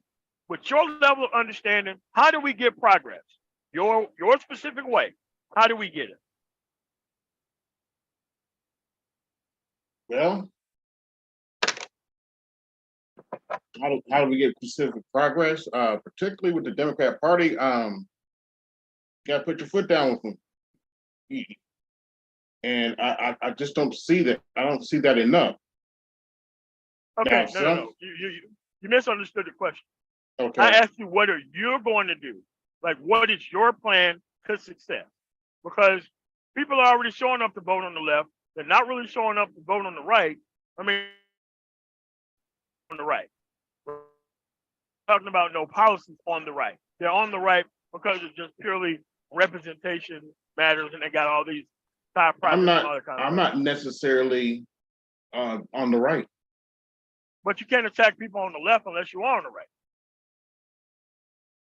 That doesn't make any Okay. sense. It does make a lot of sense. Because here's That the thing. doesn't make any People sense. People on the left attack people on the left all the time. That doesn't make Okay, any well, sense. let me explain. If you're on the left, you already picked a side. You declared a side. You get to attack whoever you want to, left or right. But you haven't picked a side, whether it's left or right, but you only wanted to attack the left when it's convenient, the right when it's horrible, but you don't have a side declared. So what?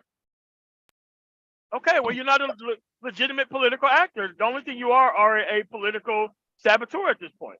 We don't know where you are. We don't know where you stand. We can't coordinate with you with anything. You clearly don't, pretty much know anything about the process. And once you get cornered on, you're not even participating.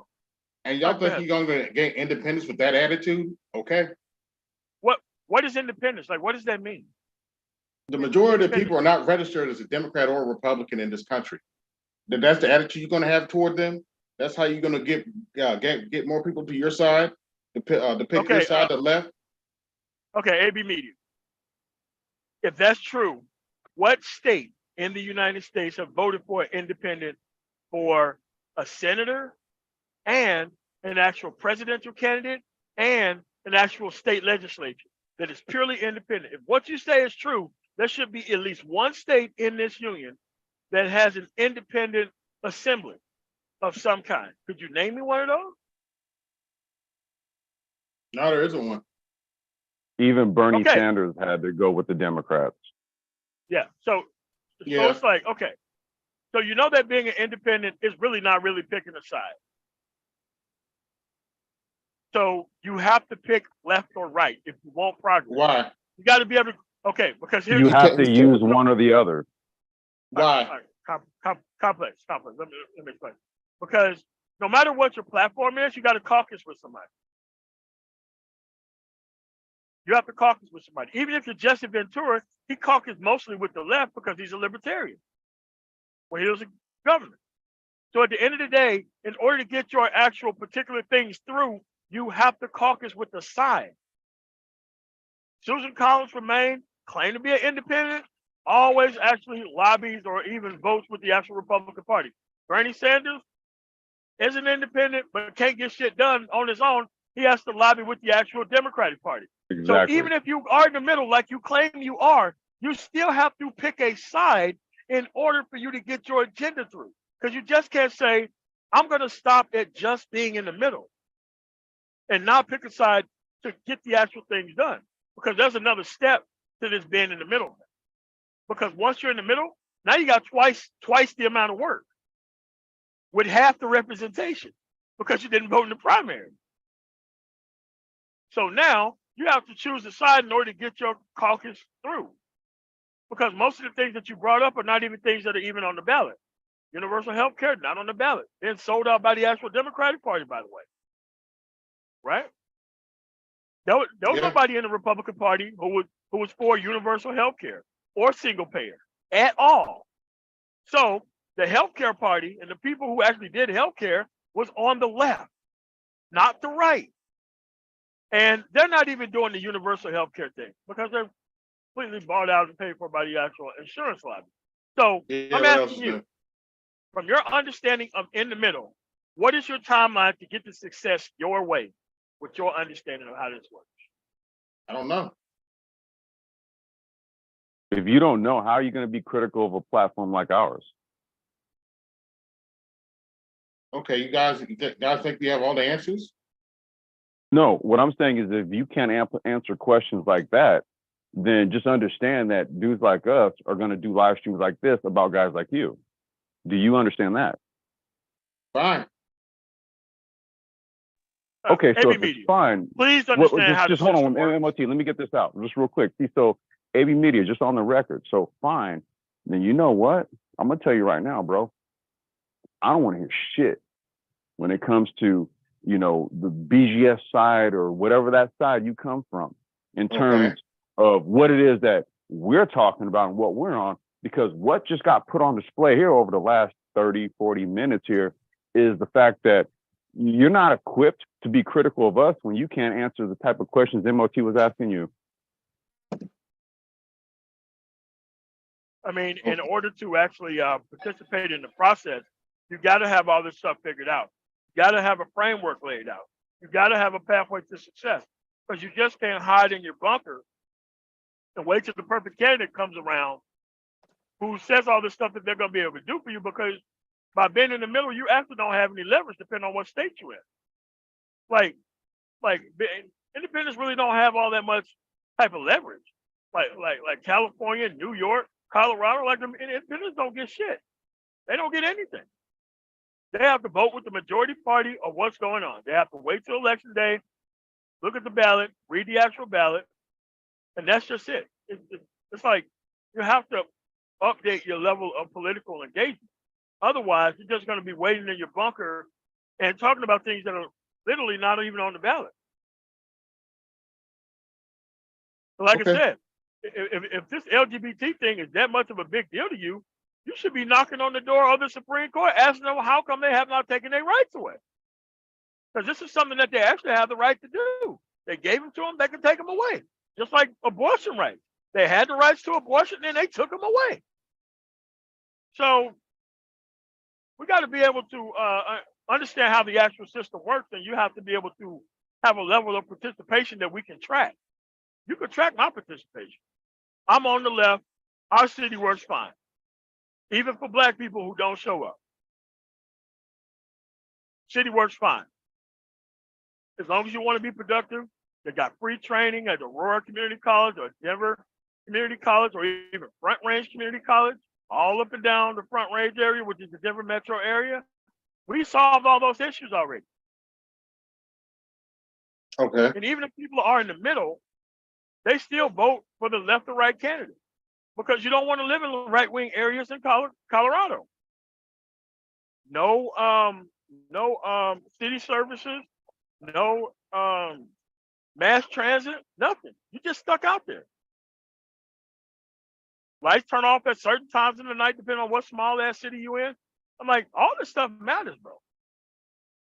So what I'm saying is that, dude, you have to have a nuanced understanding of how this stuff works, so that way you can get the most out of the process. Because right now, the way you're going, you don't even have a pathway to even get anything out of the process at all.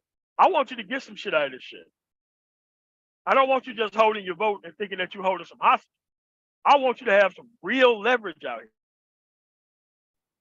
Leverage participation, man. Okay, well, I haven't picked a side yet. Okay. So there's only two legitimate sides, left or right. Well, I have a question. Oh, Cornel West is not a side? Okay. Even if he gets elected, he'll run with the Democrats. But I got a Most question, likely. AB. So what's on the right that's appealing to you? What's on the right that's appealing to me? Mm-hmm.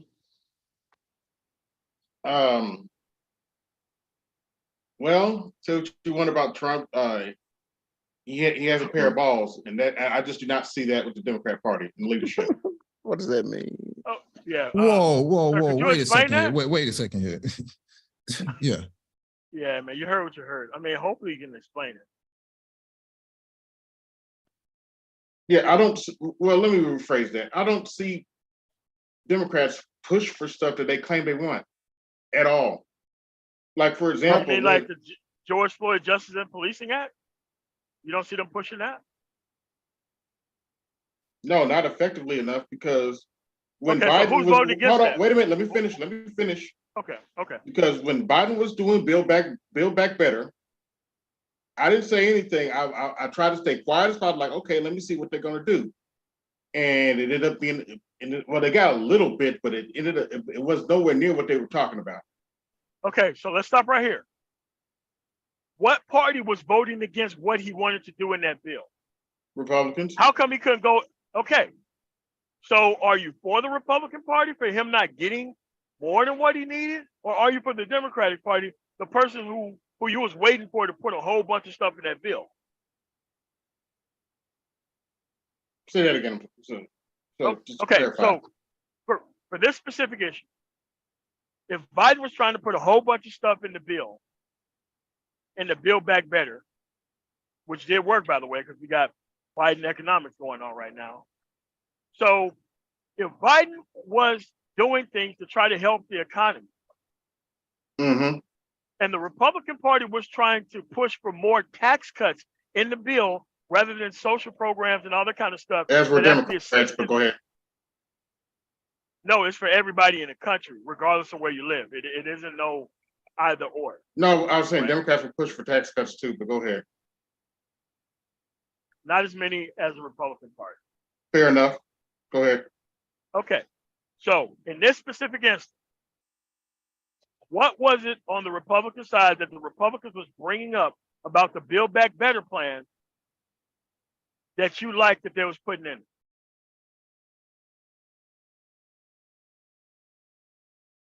None of it really, but Okay.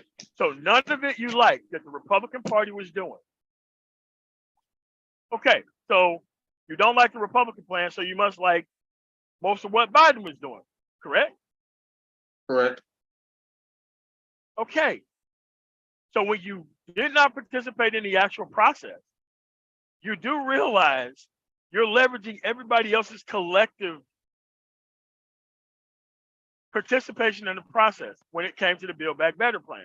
And it's everything that happens in politics. When you do not participate and you do not pick a side, you're literally making it hard for everybody else who does pick a side. Even if you're a Republican, if you sit at home, if you stay out, you cannot say that you want progress. Because progress comes Okay, I from don't agree with that, participation. but okay. Okay. Again, let's go over it. How does progress happen when you don't participate in a representative democracy? Where was based on you showing up? How does progress happen your way? With your understanding of how the system works, 200 some years, how does the actual system work your way? Well, how the system works is when enough people stop showing up, sooner or later, one side's gonna have to break. Not necessarily. Okay, so I got a question. You watch sports at all? Somewhat, yeah. Okay. Let's go with basketball. You do realize a team can decide to forfeit any game that they want to or all games if they want to, correct? Correct. When one side forfeits, who wins that battle? The other side. Again, so you understand how sports work, but you don't understand how politics work. Because you want people to stay home that's going to send a message. The only message you're going to send is the other people are just going to walk through with the victory. Okay. So what I'm saying is that you have to continuously actually participate if you continuously want incremental change. It requires constant participation in order for that to work and in order for that to happen. Because you understand it when it comes to sports, but you want people to stay at home when it comes to politics. So you understand that forfeiting the game, you don't get anything out of forfeiting the game. You don't get to complain about the game that you forfeited once you forfeit the game. That means you lost. You don't have any leverage by not showing up to not play. The only leverage that you have is clean clothes. That's the only leverage that you have in a situation like that. Okay. And AB Meat, I want to let you know. I just want to say this real quick. The Republicans, the right, whatever you want to call them, they don't represent majority of the country. So when you don't vote, you're essentially voting for them. So it's kind of like because they need. Yeah, like, yeah. How long think you gonna tell people that bullshit? How is it bullshit?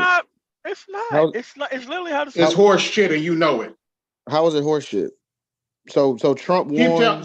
So when Trump won, right? You do know that like when Trump won, Hillary did not get the amount of votes that Obama got. That's Hillary's damn fault. That's not Trump's No, fault. but black people didn't show up like they did. That's Hillary's damn fault. That's not our fault. Why is that our problem? Sir. Why is that our problem? Maybe media. She didn't do what she needed to do to get our vote. Why is that our problem? What I'm trying to convey, bro. What I'm trying to convey, brother, is just that when you don't vote, that's a vote for Republican because they that's why they're gerrymandered. That's what they're trying to stop black people from voting now. That's the point. Like you're not like you're saying it like you and the way the white numbers are diminishing, they can't do that forever. You think we don't see that shit? They can't do that forever. Sooner or later, they're gonna have to bend. Okay. What's the timeline then, sir? If this is your plan, I don't know the timeline. What is your timeline? What year is that gonna happen? I don't know. So then you can't bank on that. You got to just go what you know now, and what we know now is when black people don't show up and vote, that's a vote for Republicans. That they need black people. So what? What do you mean? So what? That's fascism. That's what I'm talking about. Why should we kiss the Democrat Party's ass like that? It's not kissing. It's not kissing. Yes, it is. No, you saying Trump had balls? That's kissing ass. That's not no. That's actual kissing ass. You're kissing Trump's ass. That's not kissing Democrats' ass by voting. Like what? That didn't make sense. I mean, at least we're voting off policy. I mean, you're voting off a dude got a pair of balls. You didn't say how big the balls were, what he was doing with the balls, what kind of policy was passed off the balls. What's going on here? You holding Trump? We're asking for specifics. No, Trump's an asshole. Yeah, Trump's an ass. Trump's an asshole. I don't kiss his ass. No, you said he had big balls. That's why you voted. You said I asked you what appeals to you on the right. You said Trump got big balls. That was your answer. You didn't say anything about a policy. You didn't say anything about a piece of legislation. No forms, no acts. You didn't say anything. You said Trump got big balls. Well, look. Now, as far as the reason I actually voted for Trump is because I thought he was the lesser of two evils. Okay, Biden, that's fine. No, he didn't do everything. You didn't vote though. I voted in 2020. Okay. I didn't vote in 2022. I voted in 2020. Okay. All right. Fair enough. And for the record, I've voted ever since I was 18. I'm 40 now. I've voted ever since I was 18. And mostly Democrat. I seen it in the Art Nostal. Yeah. I seen it in the Art Nostal chat when you did say that.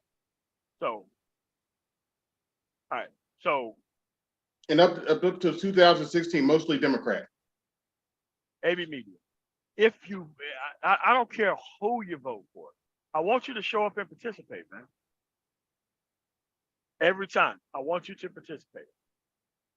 I don't give a damn who's on the ballot. I don't give a damn what's on the ballot. Can we get you silent ballots to just at least participate in the process, please? Sure. All right. So, guess we made some progress today. All right. No further questions from me. And for the record, I don't necessarily, if you want to participate, that's fine. I'm not necessarily telling people that want to participate not to participate. But if you're tired of them, I'm not going to say anything. If you want to sit it out. No. I mean, but that's what you said earlier, that you want people to not participate, so that way the system's going to get better at some point. So you can't say that you're not for that when you literally just said that a little while ago. Okay. Maybe I heard it wrong. Could you clean up your statement? Yeah, I'm not saying necessarily I want everybody to sit down at home and not participate. Well, first of all, we both know that's not going to happen. There's some people that they're going to vote for the left no matter what I do. I know that. But I'm just speaking to the people that are tired of some of the stuff the left is doing. Maybe an option is not to participate. Okay. This is the message. And that's why I asked you the question. How do you get what you want if you don't participate in the people who do show up and they do participate? Now it's becoming circular because you say that you understand how the system works. And you're trying to leverage the people who are frustrated because the people who are frustrated, they don't understand the process. If they simply understood the process and knowing that most of this vote is stopping bad shit from happening rather than getting stuff, this stuff will be way better off.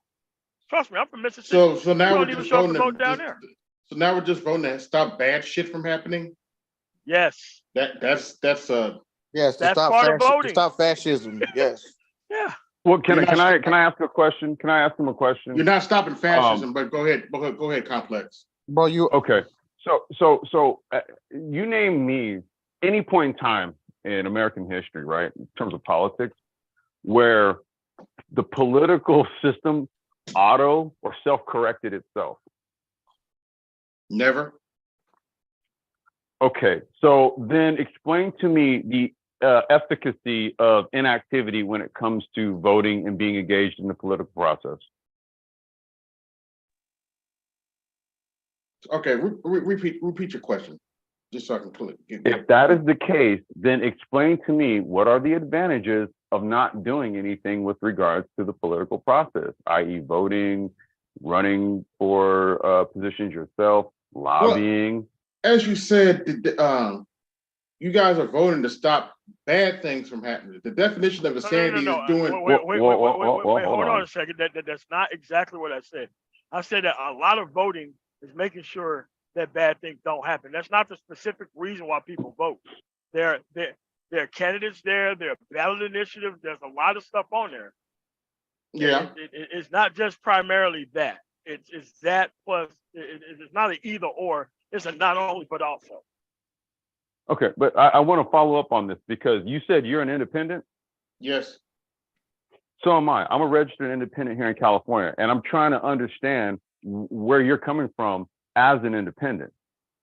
Like, what is as an independent? Because I can tell you mine. I'll be more than happy to disclose all of it, right? But what is your reasoning for identifying as an independent? Do you have some sort of special interest?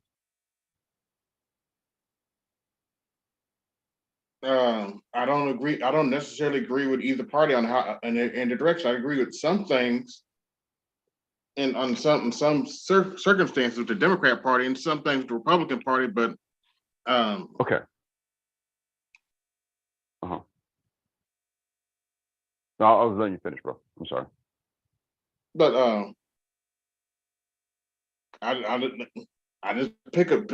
As MOT said, when I go to the voting booth now, I just pick a side, and I try to listen to both candidates, and I do understand because you're in Mississippi, right? On MOT.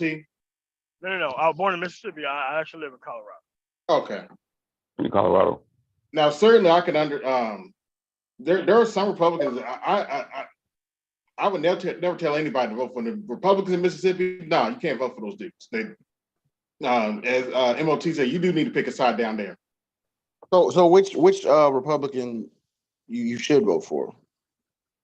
Give me an example. Give me an example. Give me a Republican you should vote for. That's different than Tate Reeves. I mean, what voting state are you in? Indiana. Is that where you vote at, or that's where you live at? You go across Indiana, Illinois, or do you? Yeah, Indiana. Oh my God! Like, what Republican? Do you? Okay. Are there any politicians registered as independents that you support in Indiana? Not at this time. There's none that are running as independents. No, I haven't seen anybody run as an independent. Okay. It's usually Democrat or Republican.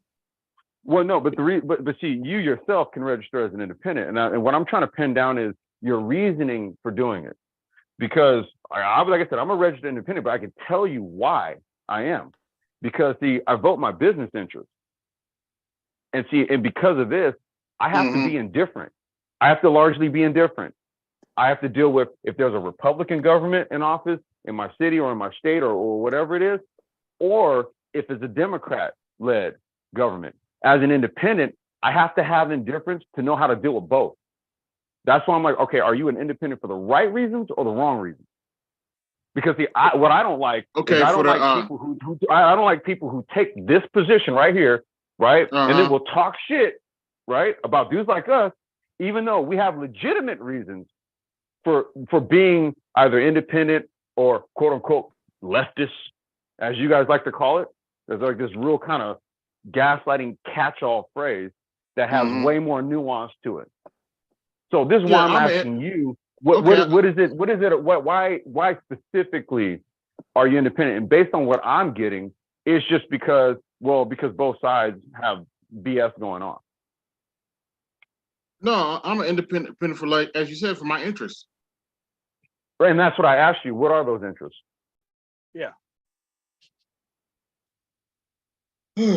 My interest is affordable health care. Wait a minute. Wait, hold on a second. Hold on a Yeah, second. yeah, you Just kind say you just said that you didn't want universal health care, which would lower healthcare costs. Now you said the first issue out of your mouth was no, lower I never healthcare said that. costs. Wait a minute, I never said that. What he said, MOT, I never said that. he said how he Okay, my bad. identifies. He said how he identifies a leftist as Oh, somebody okay, who's all for right, all right. Okay, all right. Yeah, My bad, yeah. my bad, my bad. All right, go Yeah, ahead. I never said I never wanted lower healthcare costs because But then when you be a leftist, then Yeah. This is the because first issue out of your mouth? yeah, that was the first thing you said. You said you identify leftists by people who are for universal health care, and then now you're saying you for affordable health care. Like I don't. So you're a leftist. I get it, bro. I get it, AB, bro. Well, no, what I want to know is his interest, because what he's actually identifies as is an independent. No, I know what it is, bro. He's a dissatisfied left. I see what it is, but that's why when you got all riled up about kissing Democrats' ass and hoopty woo, hey, bro, I get it, bro. You're dissatisfied, right? I understand what you're saying, bro. But Citizen Lou, here's the point I'm trying to highlight. I don't want to be gaslit by another quote unquote independent. Do you guys follow where I'm going with this shit? I'm not trying to lie to you.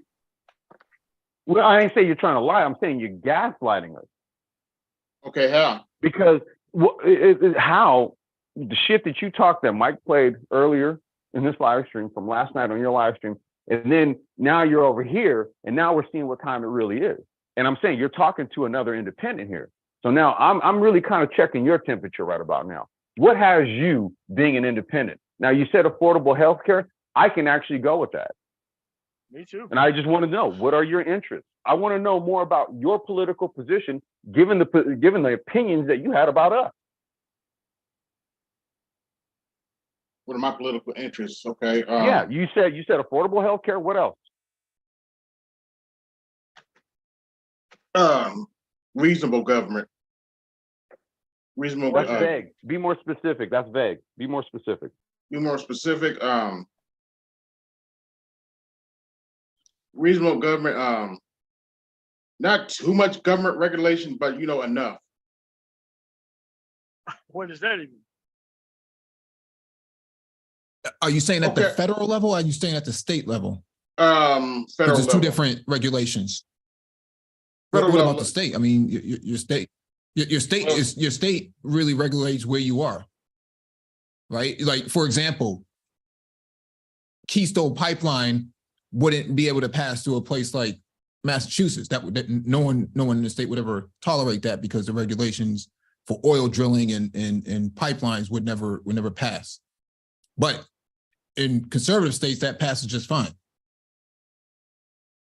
right? So when it comes to state regulation versus Fed, it starts at the state level and not necessarily at the federal level, because states' rights and federal laws don't always commingle with each other. So although the Fed may have some regulation, that doesn't always mean that states are going to adhere to it, right? That's like the Second Amendment is one regulation where states have, conservative states have basically absolved themselves from any sort of federal intervention.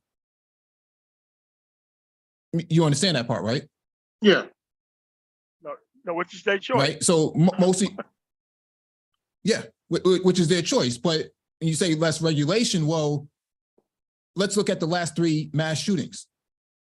In every single instance of these mass shootings, whether it's Buffalo, Uvalde, the other one down in, is it Dallas, where the Latino, white, Hispanic went on a rampage in the mall? They got those guns legally. How much less regulation needs to be restricted or absolved to satisfy you in that area? We need a universal background class. Sorry. Universal background background checks. Background checks. I do believe in that, even for the gun shows. There's a specific political party that doesn't want that to happen. I know, and they're stupid for that, and I don't dispute that. We got to be reasonable. Don't get it twisted. I am not for taking everybody's guns, but we do need reasonable. That's what I mean by reasonable government regulation. Okay, well, that's a left-wing issue, like the healthcare left-wing issue. Universal background checks at gun stores, definitely a left-wing issue. Defunding the ATF, definitely a right-wing issue. Tax and ammunition, the amount of ammunition that's caused for mass destruction over a certain amount of cartridges and bullets. That's how I think. I think that's the best way to do it. But yeah, what else, man? So what other issues you got, AB? Because it sounded pretty leftist. Yeah, I mean, do you have like some purely right-wing things that only right-wing people does that's not been brought up? Because I mean, the healthcare thing definitely left. The actual universal background checks, that's definitely a left-wing thing. So do you have anything that's purely... That's both sides. So that's not really, that's a moot point. Are you against welfare? No. Oh, well, you're a leftist. I mean, you're a leftist though. Sorry to tell you. Sorry to tell you. And well, that's a moot point too, because most of them are on welfare too. That's not what.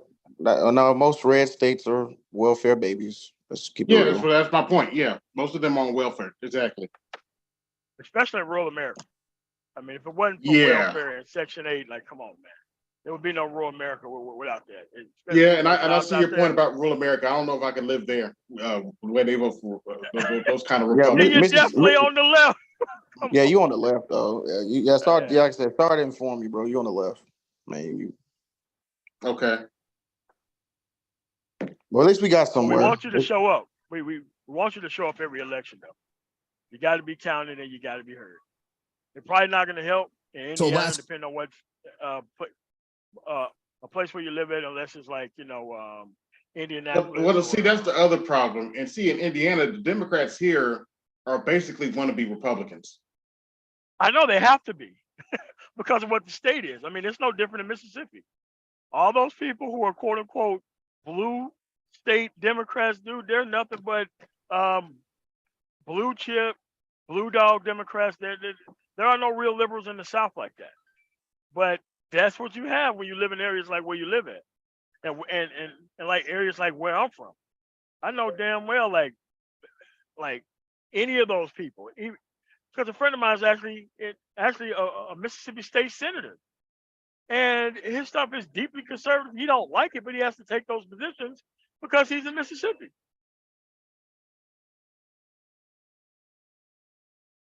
Okay.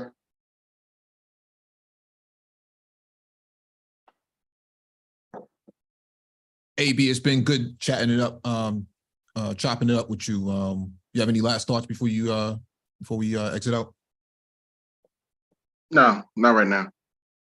All right, cool, man. Thanks for coming up, bro. Thanks for coming through, bro. No problem. All right, peace, y'all. Peace, AB. Peace. You shut it down, Mike? Yeah, any last thoughts you got?